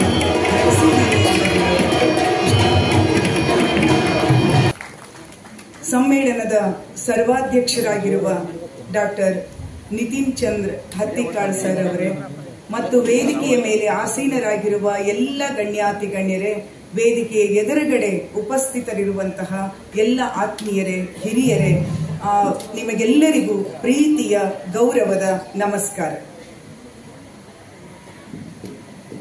ಸಾಹಿತ್ಯ ಮತ್ತು ಸಂಸ್ಕೃತಿಯ ಇವತ್ತಿನ ಒಂದಿಡೀ ದಿನ ಮರುಚಿಂತನೆಗೆ ಒಳಗಾಗುವ ಮೂಲಕ ಆ ಸಾಂಸ್ಕೃತಿಕ ಶಕ್ತಿಯ ಧಾರೆಯೊಳಗೆ ಹೊಸ ಚೈತನ್ಯವನ್ನ ತುಂಬಿಕೊಳ್ಳುವ ದಿನವಾಗಿ 25/3/2025 ಈ 11ನೇ ಸಾಹಿತ್ಯ ಸಮ್ಮೇಳನ ಒಂದು ಯಶಸ್ವಿಯಾದಂತಹ ಹೆಜ್ಜೆಯನ್ನ ಇಡಲಿ ಅಂತ ನಾನು ಆಶಿಸ್ತೀನಿ ಕೂಡ. ಆತ್ಮೀಯರೇ, ಧಾರವಾಡ ಅಂದ ತಕ್ಷಣ ಅದಕ್ಕೊಂದು ಸಾಂಸ್ಕೃತಿಕವಾದ ಶಕ್ತಿ ಇದೆ. ಸಂಸ್ಕೃತದ ದ್ವಾರ ಮತ್ತು ಮರಾಠಿಯ ವಾಟ ಸೇರಿ ಕನ್ನಡದ ಧಾರವಾಡವಾಗಿ ಬೆಳೆದು ನಿಂತಿರುವ ಔಚಿತ್ಯವೇ ಬಹಳ ವಿಶೇಷವಾದದ್ದು. ಅದಕ್ಕೇನೆ ಧಾರವಾಡದ ಕವಿ ತಾನು ಅಂತ ಗುರುತಿಸಿಕೊಂಡಂತಹ ಕವಿ ಬೇಂದ್ರೆಯವರು ಜ್ಞಾನಪೀಠ ಪ್ರಶಸ್ತಿಯನ್ನ ಸ್ವೀಕರಿಸುವ ಸಂದರ್ಭದಲ್ಲಿ ಆಡಿದಂತಹ ಮಾತನ್ನ ನಾವೆಲ್ಲ ಒಂದು ಕ್ಷಣ ನೆನಪಿಸಿಕೊಳ್ಳೋಣ. ಜ್ಞಾನಪೀಠ ಪ್ರಶಸ್ತಿಯನ್ನ ಸ್ವೀಕಾರ ಮಾಡುವಾಗ ಅವರು ಹೇಳ್ತಾರೆ, ಪಂಪ ಕುಮಾರವ್ಯಾಸರ ನೆಲದ ಧಾರವಾಡದ ಪರವಾಗಿ, ಸಮಸ್ತ ಧಾರವಾಡದ ಪರವಾಗಿ ನಾನು ಈ ಜ್ಞಾನಪೀಠ ಪ್ರಶಸ್ತಿಯನ್ನ ತೆಗೆದುಕೊಳ್ತೀನಿ ಅನ್ನುವಂತ ಮಾತನ್ನ ಅವರು ಹೇಳ್ತಾರೆ. ಇದು ಧಾರವಾಡದ ಮಣ್ಣಿನ ಗುಣ, ಮಣ್ಣಿನ ಶಕ್ತಿ, ಧಾರವಾಡದ ತನ, ಅದರ ಒಳಗಿರ್ತಕ್ಕಂಥ ಒಂದು ತನದ ಕಸುವು ಅನ್ನೋದನ್ನ ನಾವು ಗಮನಿಸಬೇಕು. ಕುರ್ತಕೋಟಿಯವರು ಬೇಂದ್ರೆಯವರ ಬಗ್ಗೆ ಬರೀತಾ ಎರಡು ವಿಷಯವನ್ನ ಹೇಳೋದನ್ನ ನಾನಿಲ್ಲಿ ಪ್ರಸ್ತಾಪ ಮಾಡ್ತೀನಿ. ಅಂದ್ರೆ ಅಂದಿನ ನಮ್ಮ ಧಾರವಾಡ, ಇಂದಿನ ನಮ್ಮ ಧಾರವಾಡ, ಇವುಗಳ ವ್ಯತ್ಯಾಸ ಏನಾಗಿದೆ ಅನ್ನೋದನ್ನ ನಾವೇ ಮನನ ಮಾಡ್ಕೋಬಹುದು. ಕುರ್ತಕೋಟಿ ಅವರು ಹೇಳ್ತಾರೆ, ಒಂದು ಕಾಲ ಇತ್ತಂತೆ, ಈ ಧಾರವಾಡದ ಬೆಳದಿಂಗಳ ರಾತ್ರಿಗಳಲ್ಲಿ ಬೇಂದ್ರೆಯವರು ಮತ್ತು ಮಲ್ಲಿಕಾರ್ಜುನ್ ಮನ್ಸೂರ್ ಅವರು ಇಬ್ಬರು ಕೂಡಿ ಧಾರವಾಡದ ಬೀದಿ ಬೀದಿಗಳಲ್ಲಿ ರಾತ್ರಿ ಬೆಳಗಿನ ತನ ಸಾಹಿತ್ಯದ ಬಗ್ಗೆ, ಹಾಡಿನ ಬಗ್ಗೆ, ಸಂಸ್ಕೃತಿಯ ಬಗ್ಗೆ ಮಾತಾಡ್ತಾ ಬೆಳಗು ಮಾಡ್ತಾ ಇದ್ರಂತೆ. ಅದು ನಮ್ಮ ಧಾರವಾಡದ ಒಂದು ಅಸ್ಮಿತೆಯಾಗಿತ್ತು, ಧಾರವಾಡದ ಗುರುತಾಗಿತ್ತು. ಇನ್ನೊಂದು ಕಡೆ ಕುರ್ತಕೋಟಿ ಅವರು ಹೇಳ್ತಾರೆ, ಇದೇ ಧಾರವಾಡದಲ್ಲಿ ಜಾವಳಿ ಹಾಡುಗಳನ್ನ ಹಾಡ್ತಾ ಇದ್ದಂತಹ ವೇಶ್ಯೆಯ ಬಾಯಲ್ಲಿ ಕೇಳಿರ್ತಕ್ಕಂತಹ ಇನ್ನು ಯಾಕೆ ಬರಲಿಲ್ಲವ ಹುಬ್ಬಳ್ಳಿಯಮ್ಮ ಅನ್ನೋದನ್ನ ಹೇಗೆ ಗಪ್ಪನೆ ನಮ್ಮ ಬೇಂದ್ರೆ ಸ್ವೀಕಾರ ಮಾಡಿ ಅದಕ್ಕೊಂದು ಮತ್ತೊಂದೇ ಎತ್ತರವನ್ನ ಕೊಟ್ಟರು ಅನ್ನೋದನ್ನ ನಾವು ಗಮನಿಸಿಕೊಂಡ್ರೆ, ಧಾರವಾಡ ಅನ್ನೋದೇನೆ ಈ ಮಣ್ಣಿನ ಕಣಗಳಲ್ಲಿ ಇರ್ತಕ್ಕಂಥ ಒಂದು ಅದ್ಭುತವಾದ ಸೃಜನಶೀಲ ಸಾಮರ್ಥ್ಯದ ಒಂದು ಚಹರೆ ಅನ್ನೋದನ್ನ ನಾವು ಗಮನಿಸಿಕೊಳ್ಬೇಕು. ಅದಕ್ಕೇನೆ ನಮ್ಮ ಕಣವಿಯವರು ಬರೆದಿದ್ರು, ಧಾರವಾಡದ ನೆಲದ ಗುಣವೇನೋ ಋಣವೇನೋ ಕವಿಗಾಳಿ ಸವಿಗಾಳಿ ಸುಳಿಯುತ್ತಿಹುದು. ಬಹುಶಃ ಅಂಥ ನೆನಪುಗಳು ನಮ್ಮ ಬೆನ್ನಲ್ಲಿದ್ದಾವೆ, ನಮ್ಮ ಬೆನ್ನ ಹುರಿಯಲ್ಲಿದೆ. ಆದ್ರೆ ಇವತ್ತಿನ ಧಾರವಾಡದ ಚಹರೆ ಅದಕ್ಕಿಂತ ಬಹಳ ಬಹಳ ಬೇರೆಯಾಗಿದೆ. ಇದರ ಅರ್ಥ ಬದಲಾವಣೆಗಳು ಆಗಬಾರದು ಅಂತ ನಾನು ಹೇಳ್ತಾ ಇಲ್ಲ. ಬದಲಾವಣೆ ಅನ್ನೋದು ಪ್ರಕೃತಿಯ ಧರ್ಮ ಅನ್ನೋದು ನಮ್ಗೆಲ್ರಿಗೂ ಗೊತ್ತಿದೆ. ಆದರೆ ಬದಲಾವಣೆಯೊಳಗಡೆ ಒಂದು ಸಾವಯವ ಸಹಜತೆ ಅನ್ನೋದು ಇದೆಯಾ ಅನ್ನೋ ಪ್ರಶ್ನೆಯನ್ನ ನಾವು ಇವತ್ತು ಕೇಳ್ಕೋಬೇಕಾಗಿದೆ. ಧಾರವಾಡ ಇವತ್ತು ಶಿಕ್ಷಣ ಕೇಂದ್ರವಾಗಿದೆಯೋ, ಶಿಕ್ಷಣ ಉದ್ಯಮದ ಕೇಂದ್ರವಾಗಿದೆಯೋ ಅನ್ನುವಂಥ ಪ್ರಶ್ನೆಯನ್ನ ನಾವು ಎದುರುಗೊಳ್ಳಬೇಕಾದಂತ ಅನಿವಾರ್ಯತೆ ಇದೆ. ಅದು ನಮಗಾಗಿ ಅಲ್ಲದಿದ್ದರೂ ಕೂಡ ನಮ್ಮ ಮುಂದಿನ ತಲೆಮಾರಿಗಾಗಿಯಾದರೂ ಪ್ರಜ್ಞಾವಂತರು, ತಿಳಿದವರು, ಕ್ರೀಮ್ ಲೇಯರ್ಸ್ ಅಂತೆಲ್ಲ ನಮಗೆ ನಾವೇ ಕರೆದುಕೊಳ್ಳುವಂತಹ ಕಲೆ ಸಾಹಿತ್ಯದ ಜಗತ್ತು ಈ ಪ್ರಶ್ನೆಗಳನ್ನ ಕೇಳ್ಕೋಬೇಕು ಅಂತ ನಾನು ವಿನಂತಿಸಿಕೊಳ್ತೀನಿ. ಹಾಗಿದ್ರೆ ಸಾಹಿತ್ಯ ಯಾಕೆ ಬೇಕು? ಸಾಹಿತ್ಯದ ಜವಾಬ್ದಾರಿ ಏನು? ಅಥವಾ ಸಾಹಿತ್ಯ ಅಂದ್ರೇನು? ಬಹುಶಃ ಜಗತ್ತಿನಾದ್ಯಂತ ಮನುಷ್ಯ ಭಾಷೆಯನ್ನ ರೂಪಿಸಿಕೊಂಡ ಮೇಲೆ, ಅಭಿವ್ಯಕ್ತಿಯನ್ನ ರೂಪಿಸಿಕೊಂಡ ಮೇಲೆ ಮರಳಿ ಮರಳಿ ಈ ಪ್ರಶ್ನೆಗೆ ಜಗತ್ತು ಒಳಗಾಗಿದೆ. ಜಗತ್ತಿನ ಮೊಟ್ಟ ಮೊದಲ ಮಹಾಕಾವ್ಯ ಅಂತ ಕರೆಯುವಂತ ಹೋಮರ್ನ ಓಡೆಸ್ಸಿಯಲ್ಲಿ ಒಂದು ಮಾತು ಬರ್ತದೆ, ಈ ಜಗತ್ತಿನಲ್ಲಿ ದೇವರು ದುಃಖವನ್ನ ಇಟ್ಟಿರೋದೇ ಒಂದು ಹಾಡು ಹುಟ್ಟಲಿ ಎಂದು. ಜಗತ್ತಿನಲ್ಲಿ ದೇವರು ದುಃಖವನ್ನ ಇಟ್ಟಿರೋದೇ ಒಂದು ಹಾಡು ಹುಟ್ಟಲಿ ಎಂದು. ಹಾಡು ಯಾಕೆ ಹುಟ್ಟತ್ತೆ, ಸಾಹಿತ್ಯ ಯಾಕೆ ಹುಟ್ಟತ್ತೆ, ಅದರ ಜವಾಬ್ದಾರಿ ಏನು ಅನ್ನೋದನ್ನ ಫ್ರೆಂಚ್ ಲೇಖಕ ಬಾಲ್ಜಾಕ್ ಒಂದು ಮಾತು ಹೇಳ್ತಾನೆ, French society is creator, I am A writer. ಎಲ್ಲವನ್ನೂ ಕೊಡುವಂಥದ್ದು ಫ್ರೆಂಚ್ ಸೊಸೈಟಿ, ಆ ಸಮಾಜ ಅದರ ನಿರ್ಮಾತ್ರ, ನಾನು ಕೇವಲ ಒಬ್ಬ ಬರಹಗಾರ. ಬಹುಶಃ ನಮ್ಮ ಪ್ರಾಚೀನ ಕಾಲದಲ್ಲಿ ನಮ್ಮ ಹಿರೀಕರು ಇದೇ ಮಾತನ್ನ ನಮ್ಮ ಪರಿಭಾಷೆಯಲ್ಲಿ ಕಟ್ಕೊಟ್ಟಿದ್ದಾರೆ. ಕುಮಾರವ್ಯಾಸ ಹೇಳ್ತಾ ಇದ್ನಲ್ಲ, ವೀರನಾರಾಯಣನೇ ಕವಿ ಲಿಪಿಕಾರ ಕುವರವ್ಯಾಸ. ಆದಿಕವಿ ಪಂಪನಿಂದ ಮೊದಲುಗೊಂಡು ದೈವ ಸಾಕ್ಷಿಯಲ್ಲಿ ಅವರು ಮಾತಾಡ್ತಾ ಇದ್ರು. ಇವತ್ತಿಗೂ ನಮ್ಮ ಭಾಷೆಯಲ್ಲಿ, ಕನ್ನಡದ ನುಡಿಯಲ್ಲಿ ಜನರು ಅಂದ್ರೆ ದೈವ, ಜನರೇ ದೈವ. ಆ ದೈವ ಸಾಕ್ಷಾತ್ಕಾರ ಇದೆಯಲ್ಲ, ಕವಿಯಾದವನು, ಲೇಖಕನಾದವನು ಸಮುದಾಯದ ಪ್ರಜ್ಞೆಯಾಗಿರ್ತಾನೆ, ಸಮುದಾಯದ ಅರಿವಾಗಿರ್ತಾನೆ, ಸಮುದಾಯದ ಕೇಂದ್ರವಾಗಿ ನಿಂತುಕೊಳ್ಳುತ್ತಾನೆ. ಯಾರಿಗಾಗಿಯೂ ಅಲ್ಲ, ಅವನಿಗಾಗಿನೇ. ಇದರಿಂದ ನಾನು ಸಮಾಜವನ್ನ ಬದಲಾಯಿಸ್ತೀನಿ ಅನ್ನೋದಲ್ಲ, ಅದೊಂದು ರೀತಿಯ ತಾಯಿತನದ ಕಳ್ಳು ಬಳ್ಳಿಯದು. ಸಮಾಜದ ಜೊತೆಗೆ ಲೇಖಕನಿಗೆ ಇರುವಂತದ್ದು, ಲೇಖಕರಿಗೆ ಇರುವಂತದ್ದು, ಹೆಣ್ಣೋ ಗಂಡೋ ಲೇಖಕರಿಗೆ ಇರುವಂತದ್ದೇನು ಅಂದ್ರೆ ಅದು ತಾಯಿತನದ ಕಳ್ಳು ಬಳ್ಳಿ. ಅದಕ್ಕೇನೆ ನಮ್ಮ ಜನಪದ ಗರತಿಯರು ಹೇಳ್ತಾ ಇದ್ರು ನೋಡಿ, ಬಾಯಿಲ್ಲದವನ ಬಸವನ ನೆನೆದರೆ ಬಾರದ ಪದಗಳು ಬಂದವು. ನನಗೆ ಪದ ಯಾವಾಗ ಹುಟ್ಟತ್ತೆ? ನಾನು ಯಾರ ಪ್ರತಿನಿಧಿಯಾಗಿರ್ತೀನಿ ಅಂದ್ರೆ ಯಾರಿಗೆ ಮಾತಾಡಲಿಕ್ಕೆ ಸಾಧ್ಯನೇ ಇಲ್ವೋ, ಯಾರ ಮಾತನ್ನ ನಾವು ಕಸಿದುಕೊಂಡಿದೀವೋ, ಯಾರನ್ನ ಅಂಚಿಗೆ ತಳ್ಳಿದೀವೋ, ಯಾರ ಮಾತಿಗೆ ನಾವು ಅಧಿಕೃತತೆಯನ್ನ ನೀಡ್ತಾ ಇಲ್ವೋ, ಆ ಬಾಯಿಲ್ಲದ ಮೂಕ ಜೀವಗಳ ದನಿ ಕೊಟ್ಟಾಗ ನಾನು ಹಾಡು ಬರುತ್ತೆ ಅಂತ ಎಂದೋ ನಮ್ಮ ಅನಾಮಧೇಯ ತಾಯಿಯೊಬ್ಬಳು ಹಾಡಿರೋ ಮಾತನ್ನ ನಾವಿವತ್ತು ನೆನಪಿಸ್ಕೊಳ್ಬೇಕಿದೆ ಅಂತ ನನಗೆ ಅನ್ಸತ್ತು. ಬೇಂದ್ರೆ ಹೇಳಿದ್ರು, ಅನುಭವದ ಹೊರಗೆ ನಾ ಬರೆಯಲಿಲ್ಲಣ್ಣ. GSS ಹೇಳಿದ್ರು, ನಾನು ಬರೆಯುತ್ತೇನೆ ಸುಮ್ಮನಿರಲಾರದ್ದಕ್ಕೆ. ನಾನು ಈ ಮಾತನ್ನ ಬಹಳ ಎಚ್ಚರದಿಂದ ಹೇಳ್ತಾ ಇದ್ದೀನಿ. ಯಾಕೆಂದ್ರೆ ನಾವೆಲ್ಲ ಇವತ್ತು ಲೇಖಕರು ಸುಮ್ಮನಿರೋದು ಹೇಗೆ ಅಂತ ಹುಡುಕ್ತಾ ಇದ್ದೀವಿ, ದಾರಿಗಳನ್ನು ಹುಡುಕ್ತಾ ಇದ್ದೀವಿ. ಅಥವಾ ನಮಗೆ ತೊಂದರೆಯಾಗದ ಮಾತುಗಳನ್ನು ಎಷ್ಟು ನಾಜೂಕಾಗಿ ಆಡಬೇಕು ಅನ್ನೋದರ ಕಡೆಗೆ ನಾವು ದಾರಿಯನ್ನು ಹುಡುಕ್ತಾ ಇದ್ದೀವಿ. ನಾವು ನಮ್ಮನ್ನೂ ವಂಚಿಸಿಕೊಳ್ತಾ ಜಗತ್ತನ್ನೂ ವಂಚಿಸಿಕೊಳ್ತಾ ಇರುವಂತಹ ಅಧೋಗತಿಯ ಒಂದು ಕೆಟ್ಟ ಕಾಲದಲ್ಲಿ ನಿಂತುಕೊಂಡು, ದುರಿತ ಕಾಲದಲ್ಲಿ ನಿಂತುಕೊಂಡು ನಾವು ಇದನ್ನೆಲ್ಲ ನೆನಪಿಸಿಕೊಳ್ಳಬೇಕಾದ ಅಗತ್ಯ ಇದೆ ಅಂತ ನನಗೆ ಅನ್ನಿಸ್ತಿದೆ. ನೋಡಿ, ನಾನು ಈ ಮಾತಿಗೆ ಉದಾಹರಣೆಗಳನ್ನ ಯಾಕೆ ಕೊಡ್ತಾ ಇದ್ದೀನಿ ಅಂದ್ರೆ, ಇದು ನನ್ನೊಬ್ಬಳ ಮಾತುಗಳಲ್ಲ ಅನ್ನೋದಕ್ಕೆ ಇವರೆಲ್ಲರನ್ನ ಕರ್ಕೊಂಡು ಬಂದು ನಿಮ್ಮೆದುರಿಗೆ ನಿಲ್ಲಿಸ್ತಾ ಇದ್ದೀನಿ ಅಷ್ಟೇ. ಹಂಗರಿಯ ಕವಿ, ಹಂಗರಿ ಅನ್ನೋದು ಒಂದು ಪುಟ್ಟ ದೇಶ, ಅಲ್ಲಿಯ ಕವಿ ಎಲಿ ವಿಸಲ್ ಈ ಮಾತನ್ನು ಹೇಳ್ತಾನೆ. ಏನು ಅಂದ್ರೆ, ನಾನು ಮೌನವಾಗಿ ಇರಲಾರೆ, ಎಲ್ಲೆಲ್ಲಿ ಮಾನವ ಜನಾಂಗ ಘಾಸಿಗೆ ಒಳಗಾಗತ್ತೋ ಅಲ್ಲೆಲ್ಲ ನಾನು ದನಿ ಎತ್ತುತ್ತೇನೆ. ಕವಿಗೆ ಇರಬೇಕಾದಂತಹ ಬಹಳ ಮುಖ್ಯವಾದ ಬದ್ಧತೆ ಇದು ಅನ್ನೋದನ್ನ ನಾವು ಗಮನಿಸಿಕೊಂಡ್ರೆ, ಮತ್ತು ಕನ್ನಡ ಸಾಹಿತ್ಯ ಪರಂಪರೆ ಈ ಬದ್ಧತೆಯನ್ನ, ಈ ನೈತಿಕ ಪ್ರಜ್ಞೆಯನ್ನ ತಲೆಯ ಮೇಲೆ ಹೊತ್ತು ನಡೆದಿದೆ. ಎಲ್ಲರಿಗೂ ಗೊತ್ತಿದೆ. ಆದ್ರೆ ಇಲ್ಲಿ ವಿದ್ಯಾರ್ಥಿಗಳು ಸ್ವಲ್ಪ ಜನ ಕಾಣ್ತಿರೋದ್ರಿಂದ ನಾನು ಒಂದು ಕ್ಷಣ ನೆನಪಿಸ್ಕೊಳ್ತೀನಿ ಅಷ್ಟೇ, ಎಲ್ಲವನ್ನೂ ಉದಾಹರಣೆ ಕೊಡಲಾರೆ. ಕನ್ನಡದ ಮೊಟ್ಟ ಮೊದಲ ಉಪಲಬ್ಧ ಕೃತಿ ಕವಿರಾಜ ಮಾರ್ಗನೇ ಹೇಳುತ್ತೆ, ಕಸವರಮೆಂಬುದು ನೆರೆ ಸೈರಿಸಲಾರ್ಪೊಡೆ ಪರ ವಿಚಾರಮುಮಂ ಪರ ಧರ್ಮಮುಮಂ. ಇನ್ನೊಬ್ಬರ ವಿಚಾರವನ್ನ, ಇನ್ನೊಂದು ಧರ್ಮವನ್ನ ಸಹಿಸಿಕೊಳ್ಳೋದು ಬಂಗಾರದ ಗುಣ. ಇಲ್ಲದೆ ಇದ್ರೆ ಕಸವರಮೇಂ. ಬಹುಶಃ ನಾವಿವತ್ತು ಬಂದು ನಿಂತಿರೋದು ಕಸವರಮೇಂ. ನಾನು ಬರದ್ರೇನು, ನಾನು ಬರದೇ ಇದ್ರೆ ಏನಾಗಲಿದೆ, ಏನಾಗೋದಿದೆ. ಪಂಪ ಸಾಹಿತ್ಯ ಪರಿಷತ್ತಿನ ಘೋಷವಾಕ್ಯ, ಮನುಷ್ಯ ಜಾತಿ ತಾನೊಂದೇ ಬಲಂ.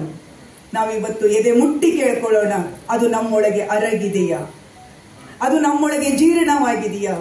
ಮನುಷ್ಯ ಜಾತಿ ತಾನೊಂದೇ ಬಲಂ. ಇಲ್ಲಿ ನಾನು ಪ್ರಶ್ನೆ ನಿಮಗೆ ಕೇಳ್ತಿಲ್ಲ, ಪ್ರಶ್ನೆ ನನಗೇ ಕೇಳ್ಕೊತಾ ಇದ್ದೀನಿ. ನಾನು ನಿಮ್ಮ ಭಾಗವಾಗಿ ನಾವೆಲ್ಲರೂ ಈ ಪ್ರಶ್ನೆಯನ್ನ ಕೇಳ್ಕೊಳ್ಬೇಕಾದಂತ ಅನಿವಾರ್ಯತೆ ಇದೆ ಅನ್ನುವಂಥ ಕಾರಣಕ್ಕಾಗಿ.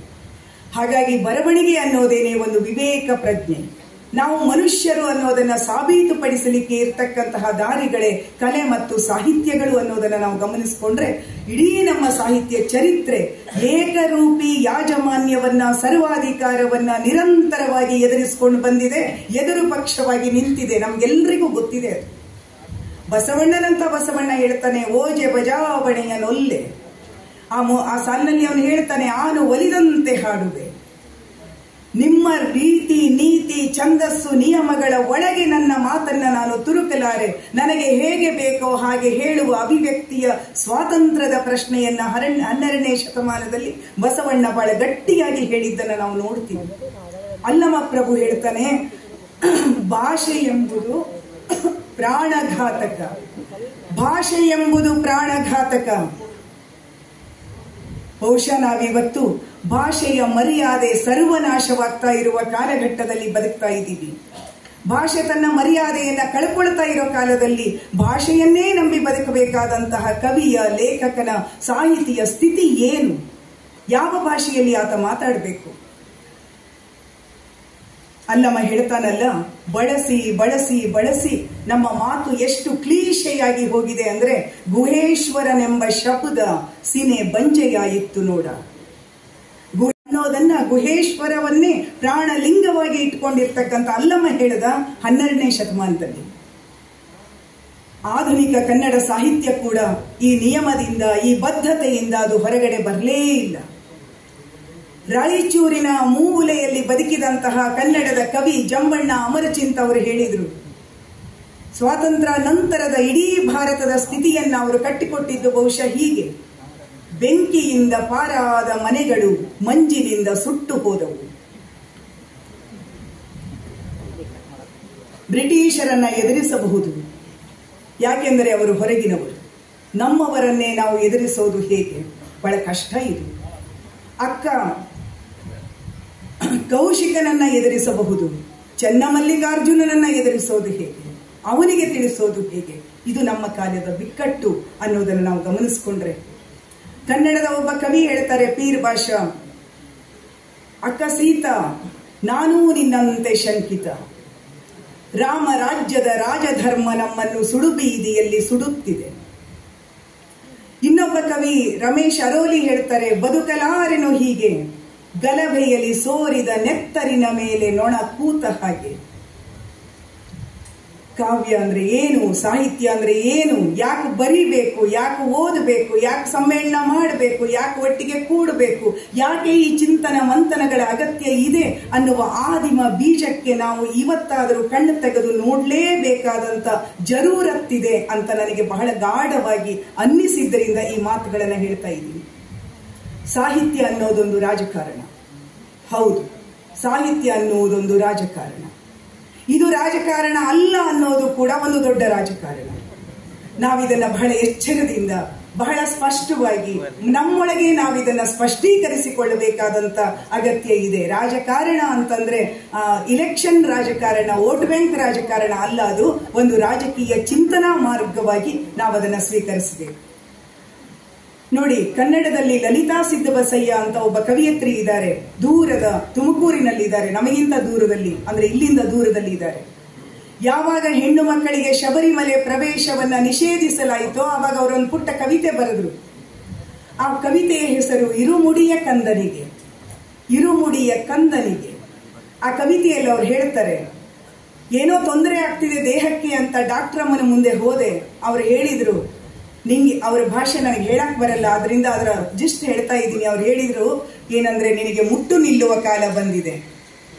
ಈಗ ಇನ್ನು ನಾನು ಆ ಶಬರಿಮಲೆ ಪುಟ್ಟ ದೇವನಿಗೆ ದರ್ಶನ ಕೊಡಬಹುದು. ದಯವಿಟ್ಟು ಭಾವಿಸಿ ಅದನ್ನು. ದರ್ಶನ ಪಡೆಯೋದಿಲ್ಲ ನಾವು ತಾಯಂದಿರು, ದರ್ಶನ ಕೊಡ್ತೀವಿ. ದರ್ಶನ ಕೊಡ್ತೀವಿ. ದೈವತ್ವ ಅನ್ನೋದು ತಾಯ್ತನಕ್ಕಿಂತ ಮಿಕ್ಕಿದ್ದಲ್ಲ. ನೀವು ನಮ್ಮನ್ನ ನಿಷೇಧಿಸ್ತಾ ಇರ್ತೀರಿ. ಆದ್ರೆ ಇರುಮುಡಿಯ ಕಂದನಿಗೆ, ಬಹುಶಃ ಇಲ್ಲಿರುವ ಎಲ್ಲ ಮಕ್ಕಳು ಒಮ್ಮೆ ಆ ಪದ್ಯವನ್ನ ಒಮ್ಮೆ ಹುಡುಕಿಯಾದರೂ ಓದಿ, ಆ ಪದ್ಯ ಓದಿ. ಅದು ನಿಮಗೆ ಹೆಣ್ಣಿನ ಒಂದು ಅದ್ಭುತವಾದಂತಹ ಸಂವೇದನೆಯನ್ನ ಜಾಹೀರು ಮಾಡುತ್ತೆ.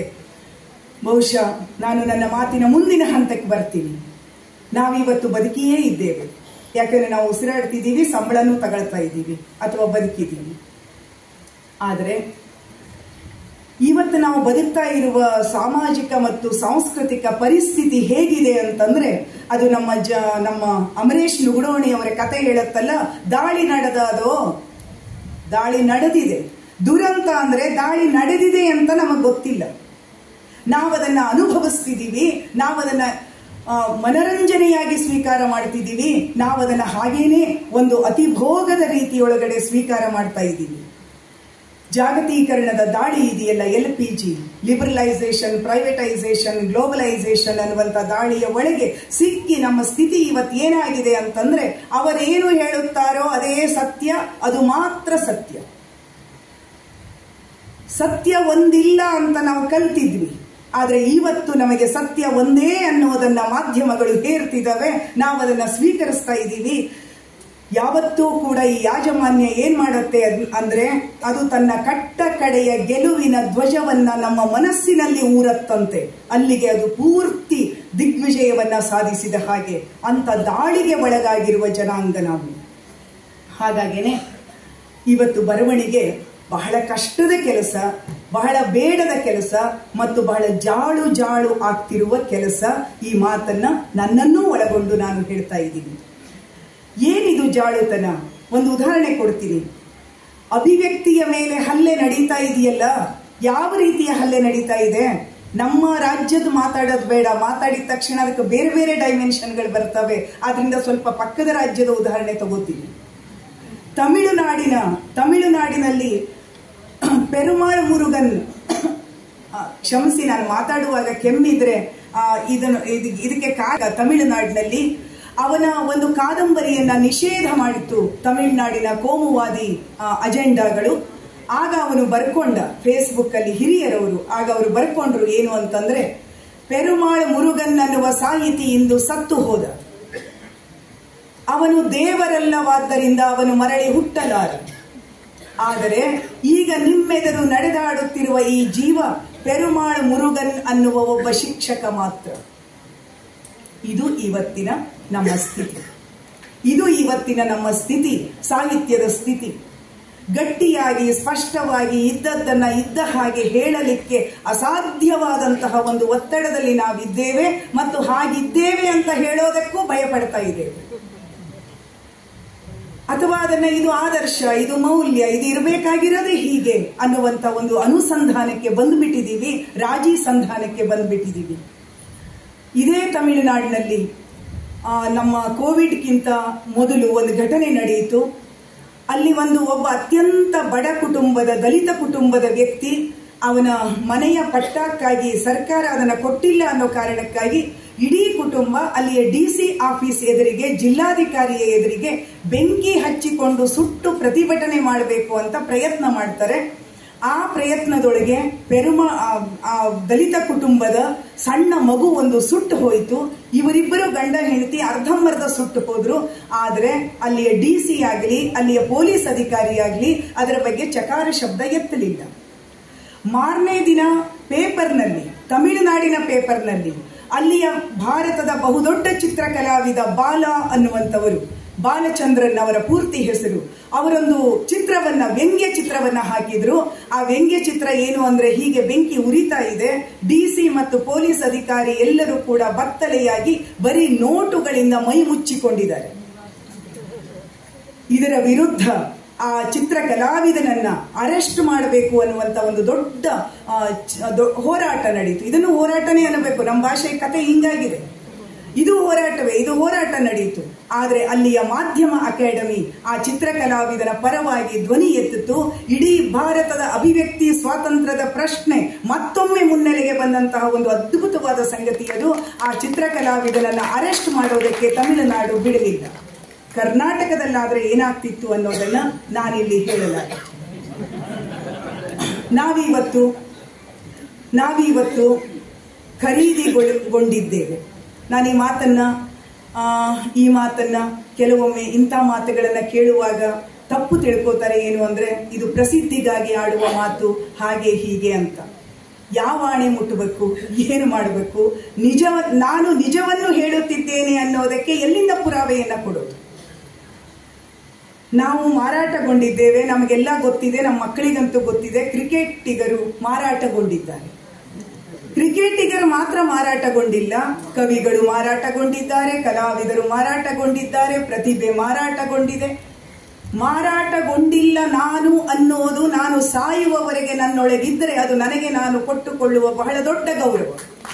ಅದಕ್ಕಿಂತ ದೊಡ್ಡ ಗೌರವ ಇನ್ನೊಂದಿಲ್ಲ ಅನ್ನುವಂತಹ ಒಂದು ಸಾಮಾಜಿಕ ಬಿಕ್ಕಟ್ಟಿನ ಸ್ಥಿತಿಯಲ್ಲಿ ನಾವೆಲ್ಲ ಇವತ್ತು ಬದುಕ್ತಾ ಇದ್ದೀವಿ. ಆದ್ರಿಂದ ಬಂಡವಾಳೋದ್ಯಮ ಇಂಥ ಒಂದು ಅನೈತಿಕ ಪ್ರವೇಶವನ್ನ, ಸೃಜನಶೀಲತೆಯ ಲೋಕದಲ್ಲಿ ಪ್ರವೇಶ ಮಾಡಿರುವ ಕಾಲದಲ್ಲಿ ನಾವಿವತ್ತು ಬದುಕಿದ್ದೀವಿ. ಹಾಗಾಗಿನೇ ಅಭಿವ್ಯಕ್ತಿಯನ್ನ ನಿಯಂತ್ರಣ ಮಾಡಲಾಗತ್ತೆ. ನಿಮ್ಗೆಲ್ಲ ಗೊತ್ತಿದೆ, ಎಲ್ಲ ಕಡೆ ಚರ್ಚೆ ಆಗತ್ತೆ, ಎಲ್ಲಾ ಕಡೆ ಪ್ರಶಸ್ತಿಗಳು. ಈ ಪ್ರಶಸ್ತಿಯ ಹಾವಳಿ ಅಥವಾ ಇದು ಹೆಂಗಾಗಿದೆ ಅಂದ್ರೆ, ನಿಜವಾದ ಪ್ರಶಸ್ತಿ ಬಂದವರು ತಗೊಂಡವರು ಹೆದರುವಂತಹ ಸ್ಥಿತಿ ನಿರ್ಮಾಣ ಆಗಿದೆ. ಇಂಥ ಸ್ಥಿತಿಯ ಒಳಗಡೆ ನಾನು ಕೊನೆಯ ಮಾತಿಗೆ ಬರ್ತೀನಿ. ಇವತ್ತು ನಮ್ಮ ಭಾಷೆಯ ಮೇಲೆ ನಡೀತಾ ಇರುವ ದಾಳಿಯನ್ನ ಗಮನಿಸಿರಿ. ಶೋಷಣೆಯನ್ನ ಮಾಡುವವನು, ಶೋಷಿತನು, ಆ ಶೋಷಣೆಗೆ ಒಳಗಾಗುವವನು ಇಬ್ಬರು ಒಂದೇ ಭಾಷೆಯಲ್ಲಿ ಬದುಕಬೇಕಾಗಿದೆ. ಬಹಳ ಹಿಂದೆ ನಾನು ಬರೆದಂತಹ ಒಂದು ಪದ್ಯದ ಸಾಲು ಹೀಗಿತ್ತು: ಕೊಂದವನೇ ಸತ್ತವನಿಗಾಗಿ ಅಳುವ ಈ ಮಹಾಭಾರತವ. ಕೊಂದವನೇ ಸತ್ತವನಿಗಾಗಿ ಅಳುತ್ತಾನೆ, ಅವನ ಫೋಟೋನೇ ಬರುತ್ತೆ. ಹಾವೇರಿಯ ರೈತರ ಮೇಲೆ ಗೋಲಿಬಾರಾದ ಸಂದರ್ಭದ ಆ ಕಾಲದಲ್ಲಿ ಬರೆದದ್ದು. ಅಲ್ಲಿಂದ ಇಲ್ಲಿಗೆ ಈ ಸಾಲು ಅರ್ಥವಾಗಲಾರದ ಮಟ್ಟಕ್ಕೆ ನಮ್ಮ ಸ್ಥಿತಿ ಬಂದು ತಲುಪಿದೆ ಅನ್ನೋದನ್ನ ಗಮನಿಸಿಕೊಂಡ್ರೆ, ಆತ್ಮೀಯರೇ, ತಿಳಿದವರು ಹೇಳ್ತಾರೆ, ಇದು ಆರ್ಟಿಫಿಷಿಯಲ್ ಇಂಟೆಲಿಜೆನ್ಸಿಯ ಕಾಲ. ಎಐಗಳು ಬರ್ತಿದ್ದಾವೆ. ಎಐ ಏನ್ ಮಾಡುತ್ತೆ? ಎಐ ಕವಿತೆ ಬರ್ಕೊಡುತ್ತೆ, ಎಐ ಕತೆ ಬರ್ಕೊಡುತ್ತೆ. ನೀವು ಒಂದು ಸಬ್ಜೆಕ್ಟ್ ಅನ್ನು ಹೇಳಿದ್ರೆ ಸಾಕು, ಎಲ್ಲವೂ ಸೃಷ್ಟಿಗೊಳ್ಳುತ್ತೆ, ಸಿನಿಮಾ ಸೃಷ್ಟಿಗೊಳ್ಳುತ್ತೆ, ಎಲ್ಲವೂ ಸೃಷ್ಟಿಗೊಳ್ಳುತ್ತೆ. ಬಹುಶಃ ನನಗೆ ಇಲ್ಲಿ ಎಲ್ಲವನ್ನೂ ಹೇಳಕ್ಕೆ ಸಾಧ್ಯ ಇರ್ಲಿಕ್ಕಿಲ್ಲ, ಆದ್ರೆ ಗಮನಿಸಿ, ಇದು ಅತ್ಯಂತ ಅಪಾಯಕಾರಿ ಸ್ಥಿತಿ ತಾನೆ. ಸೃಜನಶೀಲತೆಯ ಮೇಲೆ ಒಂದು ತಂತ್ರಜ್ಞಾನ ಟೆಕ್ನಾಲಜಿ ಮಾಡ್ತಾ ಇರ್ತಕ್ಕಂಥ ಒಂದು ಅನೈತಿಕ ದಾಳಿಯ ಕಾಲದೊಳಗಡೆ ಕೂತ್ಕೊಂಡು ನಾವು ಅತ್ಯಂತ ಸೇಫ್ ಝೋನ್ ಒಳಗಡೆ ನಿಂತು ಯಾವುದನ್ನ ಮಾತಾಡ್ತಾ ಇದ್ದೀವಿ, ನಾವೆಲ್ಲರೂ ಆರಾಮಿದ್ದೀವಿ ಅನ್ನೋ ತರ ನಾವು ಮಾತಾಡ್ತಾ ಇದ್ದೀವಿ. ಬಹುಶಃ ಸ್ಥಿತಿ ಹಾಗಿಲ್ಲ ಅಂತ ನಾನು ಅಂದ್ಕೊಳ್ತೀನಿ. ಕೊನೆಯ ಮಾತು ಏನು ಅಂದ್ರೆ, ಹೌದು ಹೀಗಿದೆ, ಮುಂದೇನು ಅಂದ್ರೆ ನಮ್ಮ ಹಿಂದಿನವರೇ ದಾರಿಯನ್ನ ತೋರಿದ್ದಾರೆ. ಅಂಬೇಡ್ಕರ್ ಹೇಳ್ತಾರೆ, ಲೋಕ ಇಡೀ ಜಗತ್ತು ಒಂದು ಕಡೆ ನಿಲ್ಲಲಿ, ಆದರೆ ನಾನು ನನ್ನೊಳಗಿನ ಸತ್ಯದ ಪರವಾಗಿ ಒಂಟಿಯಾಗಿ ನಿಲ್ಲುತ್ತೇನೆ ಅನ್ನೋದಿದೆಯಲ್ಲ, ಆ ಶಕ್ತಿಯನ್ನ ಬರಹಗಾರರು ಎಲ್ಲರೂ ಕೂಡ ರೂಪಿಸಿಕೊಂಡ ದಿನ ಈ ಸಮಾಜಕ್ಕೆ ಒಂದು ಭವಿಷ್ಯ ಬರುತ್ತೆ. ಹಾಗೇನೆ ಅರುಂಧತಿ ರಾಯ್ ಇತ್ತೀಚೆಗೆ ಹೇಳಿದ್ರು, ಬರಹಗಾರರು ಅಂತಂದ್ರೆ ಇವತ್ತು ಮನರಂಜನೆಯ ಮಟ್ಟಕ್ಕೆ ಅವರನ್ನ ಮನರಂಜಕರು ಅನ್ನುವ ಮಟ್ಟಕ್ಕೆ ಇಳಿಸಲಾಗ್ತಾ ಇದೆ. ಆದ್ರಿಂದ ಜನಪ್ರಿಯತೆ ಬೇಕೋ ಜನ ವಿರೋಧ ಬೇಕೋ ಅಂತ ಯಾರಾದ್ರೂ ನನಗೆ ಕೇಳಿದ್ರೆ, ನಾನು ಜನ ನನ್ನನ್ನ ವಿರೋಧ ಮಾಡೋದನ್ನ ಇಷ್ಟಪಡ್ತೀನಿ ಮತ್ತು ಆ ವಿರೋಧ ಜನರ ಹಿತಕ್ಕಾಗಿ ಇರ್ತದೆ ಅನ್ನೋ ಮಾತನ್ನ ಅವರು ಹೇಳಿದ್ರು. ಬಹುಶಃ ನಾವೆಲ್ಲ ಬಹಳ ಸಮಾಧಾನದಿಂದ ಕೇಳಿಸಿಕೊಳ್ಳಬೇಕಾದ ಮಾತು ಇದು ಅಂತ ನಾನು ಅಂದ್ಕೊಳ್ತೀನಿ. ಹಾಗಾಗಿ ಇವತ್ತಿನ ದಾರಿ, ನಾವು ನಮ್ಮನ್ನ ಸುತ್ತಿಕೊಂಡಿರುವ ಕೊನೆಯ ಮಾತು, ಈಗ ನಿಜಕ್ಕೂ ಕೊನೆಯ ಮಾತು, ನಾವು ನಮ್ಮನ್ನ ಸುತ್ತಿಕೊಂಡಿರುವ ಈ ಎಲ್ಲ ಸೂತಕಗಳಿದಾವಲ್ಲ, ಜಾತಿ, ಧರ್ಮ, ವರ್ಗ, ಲಿಂಗ, ಈ ಎಲ್ಲ ಸೂತಕಗಳಿಂದ ದಾಟುವುದು ಹೇಗೆ? ಆ ಲಘಿಮಾ ಕೌಶಲ್ಯವನ್ನ ನಾವು ಪಡೆದ ದಿನ, ನಮ್ಮೊಳಗೆ ಇರ್ತಕ್ಕಂತಹ ಈ ಎಲ್ಲ ಜಂಜಾಟಗಳನ್ನ ಒಬ್ಬ ಲೇಖಕ, ಬರಹಗಾರ, ಕಲಾವಿದ ಮೀರಿಕೊಂಡ ದಿನ ಅವನು ತನ್ನನ್ನ ತಾನು ಗೌರವಿಸಿಕೊಳ್ತಾನೆ. ಆ ದಿನ ಹೇಗಿರ್ತದೆ ಅಂತಂದ್ರೆ, ಮಾರ್ಕ್ವೆಜ್ ಹೇಳ್ತಾನಲ್ಲ, ನನಗೆ ಈ ಪ್ರಪಂಚದ ಬಹಳ ದೊಡ್ಡ ಗೌರವ ಏನು ಅಂದ್ರೆ ನಾನೊಬ್ಬ ಲೇಖಕ ಅನ್ನೋದೇನೆ ನನಗೆ ನಾನು ಕೊಟ್ಟುಕೊಳ್ಳುವ ಬಹಳ ದೊಡ್ಡ ಗೌರವ ಅಂತ ಹೇಳ್ತಾರೆ. ಬಹುಶಃ ಆ ದಿಕ್ಕಿನ ಕಡೆಗೆ ನಮ್ಮ ಪ್ರಯಾಣ, ನಿಮ್ಮೆಲ್ಲರ ಪ್ರಯಾಣ ಮುಂದಕ್ಕೆ ನಡೀಲಿ. ಧಾರವಾಡ ತನ್ನ ಹಿಂದಿನ ಧಾರವಾಡಕ್ಕೆ, ಆ ಘನತೆಗೆ, ಆ ಗೌರವಕ್ಕೆ ಮರಳಲಿ ಅಂತ ಪ್ರಾರ್ಥಿಸಿಕೊಳ್ತಾ, ಇಂತಹ ಸಮ್ಮೇಳನಗಳು ಅದಕ್ಕೊಂದು ಕಾರಣವಾಗಲಿ ಅಂತ ಹೇಳ್ತಾ ನನ್ನ ಮಾತುಗಳನ್ನು ಮುಗಿಸ್ತೀನಿ. ನಮಸ್ಕಾರ. ಮುಖ್ಯ ಅತಿಥಿಗಳಾಗಿ ಆಗಮಿಸಿರುವ ಪ್ರಧಾನ ಕಾರ್ಯದರ್ಶಿಗಳು ಕರ್ನಾಟಕ ವಿದ್ಯಾವರ್ಧಕ ಸಂಘ ಧಾರವಾಡ ಇವರು ಶ್ರೀ ಶಂಕರ್ ಹಲ್ಗತ್ತಿ ಸರ್ ಅವರು ಒಂದೆರಡು ಮಾತುಗಳನ್ನ ಹೇಳ್ಬೇಕಂತ ಅವರಲ್ಲಿ ಕೇಳ್ಕೊಳ್ತಾರೆ. ಎರಡು ಮಾತು ಉಲ್ಟಾ ಹೊಡಿತಾರೆ. ಅದಕ್ಕಾಗಿ ವಿನಯ ಅವರು ಏನು ಮಾತಾಡಿದ್ದಾರೆ ಅದೆಲ್ಲ ಮಾತುಗಳಿಗೆ ನಾನು ಸಹಮತವನ್ನು ವ್ಯಕ್ತಪಡಿಸ್ತಾ ಇದ್ದೇನೆ. ಒಂದೇ ಮಾತು ನಾನು ಸಾಹಿತ್ಯ ಪರಿಷತ್ತು ಮತ್ತು ಸಾಹಿತ್ಯವನ್ನು ಪ್ರೀತಿಸುವಲ್ಲಿ ಕೇಳ್ಕೋದೇನೆಂದರೆ, ಒಂದು ಸಮ್ಮೇಳನ ನಂತರ ಇನ್ನೊಂದು ಸಮ್ಮೇಳನ, ಮುಂದಿನ ವರ್ಷ ಸಮ್ಮೇಳನ ಆಗ್ತದೆ. ಈ ಒಂದು ವರ್ಷದ ಕಾಲಘಟ್ಟದೊಳಗೆ ಧಾರವಾಡದೊಳಗೆ ಎಷ್ಟು ಸಾಹಿತ್ಯ ಪ್ರಕಟಣೆ ಆದವು, ಕೃತಿಗಳ ಪ್ರಕಟಣೆ ಆದವು, ಎಷ್ಟು ಹೊಸ ಕಾವ್ಯಗಳು ಬಂದು ಅದರ ಸತ್ವವೇನು, ಅದರೊಳಗಿರುವಂಥ ಮಾನವೀಯತೆ ಮತ್ತು ಪ್ರತಿಭಟನೆ, ಇವೆರಡು ಎಷ್ಟರ ಮಟ್ಟಿಗೆ ನಮ್ಮೊಳಗೆ ಆ ಕಾವ್ಯದೊಳಗೆ ಇದಾವು ಅನ್ನೋದನ್ನು ಮೌಲ್ಯಮಾಪನ ಆಗಬೇಕು ಅಂತ ಅಂದಾಗ ಮಾತ್ರ ಒಂದು ಸಮ್ಮೇಳನ ಮತ್ತೊಂದು ಸಮ್ಮೇಳನಕ್ಕೆ ನಮ್ಮ ಒಳಗಿನ ಸಾಹಿತ್ಯದ ಜಾಗೃತಿ ಎಷ್ಟರ ಮಟ್ಟಿಗೆ ಆಗ್ತಾ ಇದೆ, ಆಗಿದೆ ಅನ್ನೋದನ್ನು ಖಚಿತಪಡಿಸ್ಕೊಳ್ಳಿಕ್ಕೆ ಸಾಧ್ಯತೆ ಐತಿ ಅನ್ನುವಂಥ ಮಾತನ್ನು ಈ ಸಂದರ್ಭದೊಳಗೆ ಹೇಳ್ತಾ, ಇದು ಒಟ್ಟು ಸಂಘಟನೆ ಇದಲ್ಲ, ನಮ್ಮ ನೆರೆಗಲವರಾಗಿರ್ಬೋದು, ಅಂಗಡಿಯವರಾಗಿರ್ಬೋದು, ಇಡೀ ಬಳಗ ಅತ್ಯಂತ ವ್ಯವಸ್ಥಿತವಾದ ರೀತಿಯೊಳಗೆ ಈ ತಾಲೂಕಾ ಸಾಹಿತ್ಯ ಸಮ್ಮೇಳನ 11ನೇ ಸಾಹಿತ್ಯ ಸಮ್ಮೇಳನ ವ್ಯವಸ್ಥಿತವಾಗಿ ಮಾಡಿದ್ದಾರೆ. ಕಳೆದ ಒಂದು 4-5 ವರ್ಷದ ಹಿಂದೆ ಹೋದರೆ ನಮಗೆ ಇಷ್ಟ ಇದ್ರೆ ಅರ್ಧನೂ ಸಹಿತ ಸಮ್ಮೇಳನಕ್ಕೆ ಇರ್ತಿದ್ದಿಲ್ಲ. ಅಂಥ ಒಂದು ಇಡೀ ಧಾರವಾಡ ಈ ರೀತಿ ಒಳಗೆ ಸ್ಪಂದನೆ ಮಾಡ್ತಾ ಇರೋದು ಹೆಮ್ಮೆಯ ಮತ್ತು ಇನ್ನಷ್ಟು ನಮಗೆ ಬಲ ತಂದಿದೆ, ಅಂಗಡಿಯವ್ರಿಗೆ ಇನ್ನಷ್ಟು ಖುಷಿ ತಂದಿದೆ, ಇನ್ನೂ ಇದಕ್ಕಿಂತ ಹೆಚ್ಚು ಚೆನ್ನಾಗಿ ಮಾಡಬಹುದು ಅಂತ ಭರವಸೆ ಅವರಿಗೆ ಬಂದಿದೆ ಅಂತ ಹೇಳ್ತಾ ಅಧ್ಯಕ್ಷರು ಮಾತುಗಳನ್ನು ಕೇಳಬೇಕಾಗಿದೆ. ಹಾಗೆ ಹಿಂದಿನ ಅಧ್ಯಕ್ಷರ ಮಾತುಗಳನ್ನು ಕೇಳಬೇಕಾಗಿದೆ. ಉಳಿದ ಎಲ್ಲ ಹಿರಿಯರ ಮಾತುಗಳನ್ನು ಕೇಳೋಣ ಅಂತ ಹೇಳ್ತಾ ತಮಗೆಲ್ಲರಿಗೂ ವಂದಿಸಿ ನನ್ನ ಮಾತು. ಅತ್ಯಂತ ಪ್ರತಿಜ್ಞಾತ್ಮಕವಾಗಿ ನಮ್ಮ ಹಿಂದಿನ ಶೈಲಿಯಲ್ಲಿ ಶುಭ ನುಡಿಗಳನ್ನ ಹೇಳಿರ್ತಕ್ಕಂಥ ಶ್ರೀಯುತ ಶಂಕರ್ ಹಲ್ಗತ್ತಿ ಸರ್ ಅವರಿಗೆ ಧನ್ಯವಾದಗಳನ್ನ ಹೇಳ್ತಾ, ಇದೀಗ ಆಗಮಿಸಿರುವ ಹಿರಿಯ ಕಾರ್ಯಕ್ರಮ ಅಧಿಕಾರಿಗಳು ಆಕಾಶವಾಣಿ ಧಾರವಾಡ ಅವರು, ಪ್ರತಿದಿನ ಮುಂಜಾನೆ ಅವರ ಧ್ವನಿಯನ್ನ ಕೇಳುವುದರ ಮುಖಾಂತರ ನಮಗೆಲ್ಲ ಬೆಳಗಾಗ್ತದ. ಶ್ರೀಯುತ ಶರಣಬಸವ ಚೋಳಿನವರು ವೇದಿಕೆಗೆ ಆಗಮಿಸಬೇಕು. ಅವರನ್ನ ತುಂಬು ಹೃದಯದಿಂದ ಸ್ವಾಗತವನ್ನ ಮಾಡ್ತಾ ಇರುವ ಅಂದು ಸರ್ ಅವರಿಗೆ ಧನ್ಯವಾದಗಳು. ಅವರು ಕೂಡ ವೇದಿಕೆಯನ್ನ ಅಲಂಕರಿಸಬೇಕು ಅಂತ ಹೇಳಿ ಅವರಲ್ಲಿ ಕೇಳ್ಕೊಳ್ತೇನೆ. ಈಗ ಇನ್ನೋರ್ವ ಅತಿಥಿಗಳಾಗಿ ಆಗಮಿಸಿರುವ ಹಿರಿಯ ನ್ಯಾಯವಾದಿಗಳು ಆಗಿರುವ ಶ್ರೀಯುತ ಪ್ರಕಾಶ್ ಉಡುಗೇರಿ ಸರ್ ಅವರು ಕೂಡ ಒಂದೆರಡು ಮಾತುಗಳನ್ನು ಇಲ್ಲಿ ಹೇಳಬೇಕು ಅಂತ ಹೇಳಿ ಅವರಲ್ಲಿ ಕೇಳ್ಕೊಳ್ತೇನೆ. ಎಲ್ಲರಿಗೂ ವಂದನೆಗಳು. ಸಮ್ಮೇಳನದ ಅಧ್ಯಕ್ಷರಾದಂಥ ಖ್ಯಾತ ವೈದ್ಯರಾದಂಥ ಡಾಕ್ಟರ್ ನಿತಿನ್ ಚಂದ್ರ ಹತ್ತಿಕಾಳ್ ಅವರೇ, ಸಾಹಿತ್ಯ ಪರಿಷತ್ತಿನ ಅಧ್ಯಕ್ಷರು ಆತ್ಮೀಯರಾದಂಥ ಲಿಂಗರಾಜ್ ಅಂಗಡಿಯವರು ಸೇರಿದಂತೆ ಅವರ ತಂಡದ ಎಲ್ಲ ಪದಾಧಿಕಾರಿಗಳೇ, ವೇದಿಕೆಯ ಮೇಲಿರುವ ಗಣ್ಯಮಾನ್ಯರೇ, ವೇದಿಕೆಯ ಮುಂಭಾಗದಲ್ಲಿರುವಂಥ ಗಣ್ಯಮಾನ್ಯರೇ, ಆದಾಗ್ಯೂ ಎರಡು ನನ್ನ ಅಭಿಪ್ರಾಯಗಳನ್ನು ಮಂಡಿಸಲಿಕ್ಕೆ ಬಯಸ್ತೇನೆ. ಉದ್ಘಾಟನಾ ಪರ ನುಡಿಗಳನ್ನಾಡಿದಂಥ ಸಹೋದರಿ ಡಾಕ್ಟರ್ ವಿನಿಯಾ,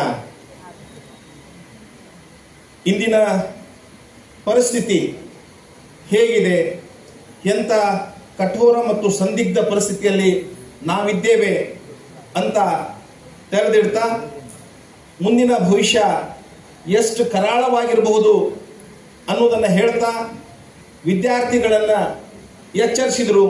ಅವರ ಎಲ್ಲ ಮಾತುಗಳನ್ನು ನಾನು ಅನುಮೋದಿಸುತ್ತಾ, ಬಹಳ ಧೈರ್ಯದಿಂದ ಇರುವ ಪರಿಸ್ಥಿತಿಯನ್ನು ಇದ್ದ ಹಾಗೆ ವೇದಿಕೆಯ ಮೇಲೆ ಧೈರ್ಯದಿಂದ ನುಡಿದಂಥ ಅವರನ್ನು ತಮ್ಮ ಪರವಾಗಿ ಮತ್ತು ನಾನು ವೈಯಕ್ತಿಕವಾಗಿ ಅಭಿನಂದಿಸುತ್ತಾ, ಒಂದು ವಿನಂತಿ ಅವರಲ್ಲಿ, ಅವ್ರ ಮಾತು 99% ಕರೆಕ್ಟ್ ಆಯಿತು, 1% ಮಿಸ್ ಆಯ್ತು ಅಂತ ನನ್ನ ಭಾವನೆ ಅನಿಸ್ತಿದೆ. ಮಾರಿಕೊಂಡದ್ದು ಹೌದು, ಖರೀದಿಸಿದವರು ಯಾರು ಅಂತ ಹೇಳಬೇಕಾಗಿತ್ತು. ಅಂದ್ರೆ ಈ ಯುವಕರು ಯಾರನ್ನ ಟಾರ್ಗೆಟ್ ಮಾಡಿ ಓಡಾಡಿ ಹೊಡಿಬೇಕು ಅನ್ನುವಂಥದ್ದು ಗೊತ್ತಾಗ್ತಿತ್ತು. ಅಲ್ಲಿ ಮಾತು ಅಪೂರ್ಣ ಆತು ಅಂತ ನನ್ನ ವೈಯಕ್ತಿಕ ಭಾವನೆ. ಅನ್ಯತಾ ಭಾವಿಸದೆ ಮುಂದಿನ ಕಾರ್ಯಕ್ರಮದಲ್ಲಿ ಅವರ ಬಾಯಿಂದ ಆ ಮಾತನ್ನ ಆಲಿಸೋಣ ಅಂತ ಹೇಳಿ ನನ್ನ ಮಾತಿಗೆ ವಿರಾಮ ಹೇಳ್ತೇನೆ. ಎಲ್ಲರಿಗೂ ವಂದನೆಗಳು. ಒಂದರ್ಥದಲ್ಲಿ ಪಾಯಿಂಟ್ ಹಾಕೋ ತರ ಮಾತನಾಡಿರ್ತಕ್ಕಂಥ ಶ್ರೀಯುತ ಪ್ರಕಾಶ್ ಉಡುಗೇರಿ ಸರ್ ಅವರಿಗೆ ಧನ್ಯವಾದಗಳು. ಈಗ ಹಿರಿಯ ಕಾರ್ಯಕ್ರಮ ಅಧಿಕಾರಿಗಳು ಆಕಾಶವಾಣಿ ಧಾರವಾಡ ಶ್ರೀ ಶರಣಬಸವ ಚೋಳಿನವರು, ಪ್ರತಿದಿನ ಅವರ ಮಾತುಗಳು, ಅವರ ನಗುಮೊಗದ ಒಂದು ಭಾವದೊಂದಿಗೆ ನಮ್ಮ ದಿನಗಳು ಶುರುವಾಗ್ತವ. ಇವತ್ತು ಪ್ರತ್ಯಕ್ಷವಾಗಿ ಅವರ ಮಾತುಗಳನ್ನ ಕೇಳ್ತಕ್ಕಂಥ ಒಂದು ಭಾಗ್ಯ. ಸರ್, ದಯವಿಟ್ಟು ಒಂದು 4 ಮಾತುಗಳನ್ನ ಇಲ್ಲಿ ಹೇಳ್ಬೇಕಂತ ಕೇಳ್ಕೊಳ್ತೀನಿ. ಆತ್ಮೀಯರೇ, ಕನ್ನಡ ಕಸ್ತೂರಿಯ ಪರಿಮಳ ಎಲ್ಲೆಡೆ ಹರಡಲು ಬಹಳ ಸಂತೋಷ. ವಿನಯ ಅಕ್ಕ ಅವರು ಬಹಳ ಮೊರಗ್ನವಾಗಿ ಮಾತಾಡಿದ್ರು. ಇವತ್ತು ನಮಗೆ ಬಹಳ ಸಂಭ್ರಮ ಅಂದ್ರೆ ನಿತಿನ್ ಚಂದ್ರ ಹತ್ತಿಕಾಳ್ ಅವರು ಸರ್ವಾಧ್ಯಕ್ಷರಾಗಿದ್ದಾರೆ. ಲಿಂಗರಾಜ್ ಅಂಗಡಿ ಅವರನ್ನ, ನರೇಗಲ್ ಅವರನ್ನ, ಸಮಸ್ತ ಕನ್ನಡಿಗರನ್ನ ನಾನು ಅಭಿನಂದಿಸ್ತೀನಿ. ಯಾಕಂದ್ರೆ ತುಂಬಾ ಸರಳ ವ್ಯಕ್ತಿ, ಗಾಂಧಿವಾದಿ. ಇವತ್ತು ಸರಳವಾಗಿ ಬದುಕಬೇಕು, ಒಂದು ತತ್ವಬದ್ಧವಾಗಿ ಬದುಕಬೇಕು ಅಂತ ಅನ್ನೋ ಜನ ಬಹಳ ಕಡಿಮೆ. ಯಾವುದೋ ಒಂದು ಗಡಿಬಿಡಿ ಒಳಗೆ ಏನೋ ಒಂದು ಕೆಲಸ ಆಯ್ತು ಅಂತ ಹಂಗಲ್ಲ, ವ್ಯವಸ್ಥಿತವಾಗಿ ಎಲ್ಲವನ್ನು ಕೂಡ ಅವರು ವೈದ್ಯರಾಗಿ ಕೂಡ ಧಾರವಾಡದವರು ತುಂಬಾ ಹೆಸರು ಮಾಡಿದ್ದಾರೆ. ಕಾನೂನು ವೈದ್ಯರಾಗಿ ಬಹಳ ಎಷ್ಟು ಬ್ಯುಸಿ ಇದ್ರು ಕೂಡ, ಬಹಳ ಕೆಲಸದಲ್ಲಿ ವ್ಯಸ್ತವಾಗಿದ್ರು ಕೂಡ ಸಣ್ಣ ಸಣ್ಣ ಒಂದು ಪ್ರಾಮುಖ್ಯತೆಗಳಿಗೆ ಬಹಳ ಮಹತ್ವ ಕೊಡ್ತಾರೆ. ಹೀಗಾಗಿ ಅವರು ಗಾಂಧಿ ವಿಚಾರಗಳನ್ನ, ಯಾಕಂದ್ರೆ ಇವತ್ತು ಗಾಂಧಿ ವಿಚಾರಗಳು ಪ್ರಸ್ತುತತೆ ಬಹಳ ಇದೆ. ಇವತ್ತು ಹಳ್ಳಿ ಗ್ರಾಮೀಣ ಭಾಗಗಳು ಎಷ್ಟು ಕಡಿಮೆ ಆಗ್ಬಿಟ್ಟದ ನೋಡ್ರಿ. ಎಲ್ಲ ನಗರಗಳಾಗ್ತಾ ಇದೆ, ಗ್ರಾಮೀಣ ಭಾಗಗಳು ಹಾಳು ಹಿಡಿತಾ ಇದೆ. ಆ ಗ್ರಾಮೀಣ ಭಾಗದಲ್ಲಿ ನೋಡ್ರಿ, ಮನೆಯಲ್ಲಿ ಎತ್ತಿಲ್ಲ, ಆಕಳಿಲ್ಲ, ಈತ ಸಾಕಷ್ಟು ಸಮಸ್ಯೆ, ಭೂತಾಯಿಗೆ ಸಾಕಷ್ಟು ಮಣ್ಣಿನ ಸಮಸ್ಯೆ ಆಗಿದೆ. ಹೀಗಾಗಿ ಇವತ್ತು ರೈತರ ಬದುಕು ಬಹಳ ಅವಲಂಬಿತ ಪರಿಸ್ಥಿತಿ ಆಗಿದೆ. ಗ್ಲೋಬಲೈಸೇಷನ್ ಆದ್ಮೇಲೆ ಅಂತೂ ಇವತ್ತು ಇನ್ನೊಬ್ಬರ ಮೇಲೆ ಅವಲಂಬಿತ ಆಗಿದೆ. ಖರ್ಚು ಬಹಳ ಆಗಿದೆ, ಆದ್ರೆ ಇಳುವರಿ ಇಲ್ಲ ಅವರಿಗೆ. ಹೀಗಾಗಿ ಮುಖದಲ್ಲಿ ಲಘು ಇಲ್ಲ. ಖಂಡಿತವಾಗಿ ನಿತಿನ್ ಚಂದ್ರ ಹತ್ತಿಕಾಳ್ ಅವರು ಏನಿದೆಲ್ಲ ಗಾಂಧಿ ತತ್ವಗಳೇನಿದೆಲ್ಲ ಅವು ಇವತ್ತಿಗೂ ಕೂಡ ಪ್ರಸ್ತುತವಾಗಿದೆ. ಮತ್ತೆ ಅವರ ಒಂದು ವಿಚಾರಗಳು ಬಹುಶಃ ನಾವೆಲ್ಲ ಕೇಳಿ ತಯಾರಿದ್ದೀವಿ. ವಿನಾಯಕ್ ಅವರು ತುಂಬಾ ಚೆನ್ನಾಗಿ ಮಾತಾಡೋರು. ಆರ್ಟಿಫಿಷಿಯಲ್ ಇಂಟೆಲಿಜೆನ್ಸ್ ಎಷ್ಟೇ ಬಂದರೂ ಕೂಡ ಈ ನ್ಯಾಚುರಲ್ ಇಂಟೆಲಿಜೆನ್ಸ್ ಅನ್ನು ಮೀರ್ಲಿಕ್ಕೆ ಆಗೋದಿಲ್ಲ. ಒಂದೊಂದು ಖರೆ. ಯಾಕಂದ್ರೆ ಮಾನವ ಜನ್ಮ ಯಾಕೆ ಶ್ರೇಷ್ಠ ಅಂತಂದ್ರೆ ನಾವು ವಿಚಾರವಾದಿಗಳು. ಯಾಕಂದ್ರೆ ಇವತ್ತು ನಮಗೆ ಊಟ ಇಲ್ಲ ನಡೀತದೆ. ಇವತ್ತು ಸಾಕಷ್ಟು ನೋಡ್ತೀವಿ, ಆ ನಾಯಿಗಳು ಎಷ್ಟು ಹಸುಗಳೆಲ್ಲ ಓಡಾಡ್ತಾವೆ, ಅವಕ್ಕೆ ಊಟ ಇರೋದಿಲ್ಲ. ಆದ್ರೆ ಅವು ಯಾಕೆ ಶಕ್ತಿವಂತವಾಗಿ ಬದುಕ್ತಾ ಇದ್ದಾವೆ? ಊಟ ಬೇಕಾಗಿಲ್ಲ ಮನುಷ್ಯನಿಗೆ, ಒಂದು ಹುಮ್ಮಸ್ಸು ಬೇಕಾಗಿದೆ. ಇವತ್ತು ವಿಚಾರಗಳು ಇವತ್ತು ಮನುಷ್ಯ ಮನಸ್ಸು ಮಾಡಿದ್ರೆ ಏನ್ ಬೇಕಾದ್ರು ಆಕಾಶಕ್ಕೆ ನೆಗಿಬಹುದು ಅನ್ನೋದಕ್ಕೆ ಇವತ್ತು ಈ ಒಂದು ಶತಮಾನದಲ್ಲಿ ಆಗಿರುವಂತಹ ಬದಲಾವಣೆ ನಿಮಗೆ ಸಾಕ್ಷಿ. ಹೀಗಾಗಿ ಮುಖ್ಯವಾಗಿ ಮಾನವ ಆರ್ಟಿಫಿಷಿಯಲ್ ಇಂಟೆಲಿಜೆನ್ಸ್ ಬಂದಿದ್ರು ಈ ಮಾನವನ ಇಂಟೆಲಿಜೆನ್ಸ್ ಇಂದನೇ ಬಂದಿರೋದು. ಅದಕ್ಕೆ ವಿಚಾರವಾದ ಏನಿದೆಯಲ್ಲ, ಈ ತರ ಸಾಹಿತ್ಯ ಸಂಭ್ರಮ, ಸಾಹಿತ್ಯ ಸಮ್ಮೇಳನಗಳು, ಕನ್ನಡ ಭಾಷೆಯ ಒಂದು ಅದ್ಭುತವಾದ ಒಂದು ಉತ್ತಮವಾದ ಭಾಷೆ, ಅದು ಯಾವಾಗಲೂ ಕೂಡ ನಡೆಸಬೇಕು. ಮತ್ತೆ ಕನ್ನಡ ತಾಯಿ ಒಂದು ಸೇವೆ ನಾವೆಲ್ಲ ಮಾಡಬೇಕು. ಕನ್ನಡ ಭಾಷೆಯ ಮುಖಾಂತರ ಇವತ್ತು ಓದುಗರ ಸಂಖ್ಯೆ ಕಡಿಮೆ ಆಗಿದೆ. ತಲೆ ತಗ್ಗಿಸಿ ಓದು, ನಿನ್ನನ್ನು ತಲೆ ಎತ್ತುವಂತೆ ಮಾಡುತ್ತೇನೆ ಅಂತ ಪುಸ್ತಕ ಹೇಳ್ತದೆ. ಆದ್ರೆ ನಮ್ಮ ತಲೆ ತಗ್ಗಿಸಿ ನೋಡ್ಲಿಕ್ಕೆ ಸಮಯ ಇಲ್ಲ, ಪುಸ್ತಕ ನೋಡ್ತಾ ಇಲ್ಲ, ಮೊಬೈಲ್ ನೋಡ್ತಾ ಇದ್ದೀವಿ. ಹೀಗಾಗಿ ಏನಾಗಿದೆ, ನಮಗೆ ಸಾಮಾಜಿಕ ಜಾಲತಾಣಗಳು ಬಂದು ಬೇಡದ ಕಸವೆಲ್ಲ ತಲೆ ಹೋಗ್ತಾ ಇದೆ. ಒಂದು ಬಹಳ ವಿಚಾರ ಅಂದ್ರೆ, ಈ ತಲೆ ಒಳಗಡೆ ಹೋಗ್ಲಿಕ್ಕೆ ಎಷ್ಟು ದಾರಿ ಇದೆ, ಹೊರಗಡೆ ಹೋಗ್ಲಿಕ್ಕೆ ದಾರಿ ಇಲ್ಲ. ಹೀಗಾಗಿ ಒಳಗಡೆ ವಿಚಾರ ಹಾಕ್ಬೇಕು ಅಂದ್ರೆ ನಾವೆಲ್ಲ ಬಹಳ ವಿಚಾರ ಮಾಡಿ ಈ ತರ ಸಂಭ್ರಮಗಳನ್ನ ನಾವು ಮಾಡ್ಲಿಕ್ಕೆ ಸಾಧ್ಯ ಆಗ್ತದೆ. ಅವಾಗಿವಾಗ ಒಂದು ಸಾಹಿತ್ಯದ ಒಂದು ವಾತಾವರಣ ಇತ್ತಂದ್ರೆ ಖಂಡಿತವಾಗಿ ಇನ್ನೊಬ್ರಿಗೆ ಒಳ್ಳೇದು ಮಾಡೋ ಒಂದು ವಿಚಾರ ಬಂತು ಅಂದ್ರೆ ನಮ್ಮ ಜೀವನ ಉದ್ಧಾರ ಆಗ್ತದೆ. ಜೀವನ ಇನ್ನೊಬ್ರಿಗೆ ಕೊಡ್ಲಿಕ್ಕಿದೆ, ಇನ್ನೊಬ್ರಿಗೆ ಕೂಡ ನಾವು ಕೊಡ್ಲಿಕ್ಕೆ ಒಂದು ಅವಕಾಶ ಆಗ್ತದೆ. ನಮ್ಮ ಆಕಾಶವಾಣಿ ಮೂಲಕ ಒಂದು ಸಾಂಸ್ಕೃತಿಕ ರಾಯಭಾರಿಯಾಗಿ ನಾವು 75 ವರ್ಷ ಮುಗಿಸಿದ್ವಿ. ನಾವು ಮಾಡ್ತಾ ಇರೋ ಕೆಲಸನೇ ಅದನ್ನೇ. ಸಾಹಿತ್ಯ ಮತ್ತು ಸಂಗೀತ ಮತ್ತು ಲಲಿತ ಕಲೆಗಳು ಎಲ್ಲವನ್ನೂ ಕೂಡ ಅತ್ಯುತ್ತಮವಾಗಿ ಜನರ ಮನಸ್ಸಿನಲ್ಲಿ ಇರಬೇಕು. ಅಂದ್ರೆ ಸೃಜನಶೀಲತೆ ಅನ್ನೋದು ಯಾವಾಗಲೂ ಇರಬೇಕು ಅನ್ನೋದನ್ನ ನಾವು ಯಾವಾಗಲೂ ಪ್ರತಿಬಿಂಬಿಸ್ತಾ ಬಂದೀವಿ, ಹೇಳ್ತಾ ಬಂದೀವಿ. ಅದಕ್ಕಾಗಿ ಧಾರವಾಡ ಆಕಾಶವಾಣಿ ನಿಮ್ಮೆಲ್ಲರ ಜನಮೆಚ್ಚಿದ ವಾಣಿಯಾಗಿದೆ. ಬಹುಶಃ ಈಗ ಲಿಂಗರಾಜ್ ಅಂಗಡಿಯವ್ರಿಗೆ ನಾವು ಅಭಿನಂದನೆ ಸಲ್ಲಿಸಬೇಕು. ಮತ್ತೆ ಮುಖ್ಯವಾಗಿ ಈ ತರ ಒಂದು ವಾತಾವರಣ ಧಾರವಾಡದಲ್ಲಿ ಸಾಹಿತ್ಯ ಸಂಭ್ರಮ ಬರೀ ಸಮ್ಮೇಳನಗಳಷ್ಟೇ ಅಲ್ಲ, ಪ್ರತಿಯೊಂದು ಕಾರ್ಯಕ್ರಮದಲ್ಲೂ ಕೂಡ ನಮ್ಮನ್ನು ನಾವು ತೊಡಗಿಸ್ಕೊಳ್ಳೋಣ, ನಮ್ಮ ಕಾಣಿಕೆಯನ್ನು ನೀಡೋಣ, ಸೃಜನಶೀಲತೆಯನ್ನು ಮೆರೆಯೋಣ ಅಂತ ಹೇಳೋಣ. ಇವತ್ತಿನ ಸಂಭ್ರಮ ತುಂಬಾ ಚೆನ್ನಾಗಲಿ. ಮತ್ತೊಮ್ಮೆ ಎಲ್ಲ ಪದಾಧಿಕಾರಿಗಳಿಗೆ ಅಭಿನಂದನೆ ಸಲ್ಲಿಸ್ತೇನೆ. ಕನ್ನಡ ಮಾತಿಗೆ ಜಯವಾಗಲಿ. Thank you. ನಮಸ್ಕಾರ. ಒಂದು ಪ್ರಾಮುಖ್ಯತೆಯನ್ನ ಪಡೀತದ ಅಂತ ಹೇಳ್ತಾ, ಇಂಥ ಕನ್ನಡ ಪರ ಚಿಂತನೆಗಳು ಮನುಷ್ಯನ ಸರ್ವತೋಮುಖ ಅಭಿವೃದ್ಧಿಗೆ ಯಾವ ರೀತಿ ಪೂರಕವಾಗ್ತಾವ ಅಂತ ಹೇಳ್ತಾ ತಮ್ಮ ಎಂದಿನ ಶೈಲಿಯಲ್ಲಿ ಮಾತನಾಡಿರ್ತಕ್ಕಂಥ ಶ್ರೀಯುತ ಶರಣಬಸವ ಚೋಳಿನವರಿಗೆ ಧನ್ಯವಾದಗಳನ್ನ ಹೇಳ್ತಾ, ಈಗ ಕನ್ನಡ ಸಾಹಿತ್ಯ ಸಮ್ಮೇಳನದ ಒಂದು ಅತ್ಯಂತ ಸಂಪ್ರದಾಯ ಮತ್ತು ಪ್ರಮುಖ ಘಟ್ಟ ಅಂತಾನೆ ನಾವು ಹೇಳ್ಬೋದು. ಅದೇನು ಅಂತಂದ್ರೆ ಧ್ವಜ ಹಸ್ತಾಂತರ ಕಾರ್ಯಕ್ರಮ. ಸಮ್ಮೇಳನದ ನಿಕಟಪೂರ್ವ ಅಧ್ಯಕ್ಷರು ಈಗ ಸಮ್ಮೇಳನ ಅಧ್ಯಕ್ಷರಿಗೆ ಕನ್ನಡ ಧ್ವಜವನ್ನ ಹಸ್ತಾಂತರಿಸುವ ಮೂಲಕ ಈ ಸಂಪ್ರದಾಯವನ್ನ ಮುಂದುವರಿಸಿಕೊಂಡು ಹೋಗಲಿಕ್ಕೆ, ಈ ಒಂದು ನಿರಂತರ ಕಾರ್ಯ ಇದೇ ರೀತಿ ಸಾಂಗವಾಗಿ ನೆರವೇರಲಿಕ್ಕೆ ಕಾರಣ ಆಗ್ತಕ್ಕಂತ ಒಂದು ಸನ್ನಿವೇಶ. ಈಗ ನಿಕಟಪೂರ್ವ ಅಧ್ಯಕ್ಷರಾಗಿರ್ತಕ್ಕಂಥ ಡಾಕ್ಟರ್ ಸಂತೋಷ್ ಹಾನಗಲ್ ಅವರು ಈ ಧಾರವಾಡ ತಾಲೂಕು 11ನೇ ಕನ್ನಡ ಸಾಹಿತ್ಯ ಪರಿಷತ್ತಿನ ಅಧ್ಯಕ್ಷರಾದ ಡಾಕ್ಟರ್ ನಿತಿನ್ ಚಂದ್ರ ಹತ್ತಿಕಾಳ್ ಅವರಿಗೆ ಧ್ವಜವನ್ನ ಹಸ್ತಾಂತರ ಮಾಡಿ ಈ ಒಂದು ಸಂಪ್ರದಾಯ ಮುಂದುವರೆದುಕೊಂಡು ಹೋಗಲಿಕ್ಕೆ ಅನುವು ಮಾಡಿಕೊಡ್ತಕ್ಕಂಥ ಒಂದು ಕಾರ್ಯಕ್ರಮ ಧ್ವಜ ಹಸ್ತಾಂತರ ಕಾರ್ಯಕ್ರಮ. ಜೋರಾದ ಚಪ್ಪಾಳೆಯೊಂದಿಗೆ ಡಾಕ್ಟರ್ ಸಂತೋಷ್ ಹಾನಗಲ್ ಅವರು ನಿಕಟಪೂರ್ವ ಸಮ್ಮೇಳನಾಧ್ಯಕ್ಷರು ಪ್ರಸ್ತುತ ಸಮ್ಮೇಳನಾಧ್ಯಕ್ಷರಾಗಿರ್ತಕ್ಕಂಥ ಡಾಕ್ಟರ್ ನಿತಿನ್ ಚಂದ್ರ ಹತ್ತಿಕಾಳ್ ಅವರಿಗೆ ಧ್ವಜ ಹಸ್ತಾಂತರ ಮಾಡಿದ್ದಾರೆ. ಈ ಧ್ವಜ ಹಸ್ತಾಂತರ ಕಾರ್ಯಕ್ರಮದಲ್ಲಿ ಭಾಗವಹಿಸಿದ ವೇದಿಕೆಯ ಮೇಲಿನ ಎಲ್ಲ ಗಣ್ಯರಿಗೂ ಕೂಡ ಮತ್ತೊಮ್ಮೆ ಧನ್ಯವಾದಗಳನ್ನ ಹೇಳಿ, ಈಗ ಡಾಕ್ಟರ್ ಸಂತೋಷ್ ಹಾನಗಲ್ ಅವರು ಧ್ವಜ ಹಸ್ತಾಂತರಗೊಳಿಸಿ ತಮ್ಮೊಂದೆರಡು ಮಾತುಗಳನ್ನ ಇಲ್ಲಿ ಹಂಚಿಕೊಳ್ಳಬೇಕು ಅಂತ ಹೇಳಿ ಅವರಲ್ಲಿ ಕೇಳ್ಕೊಳ್ತೀನಿ.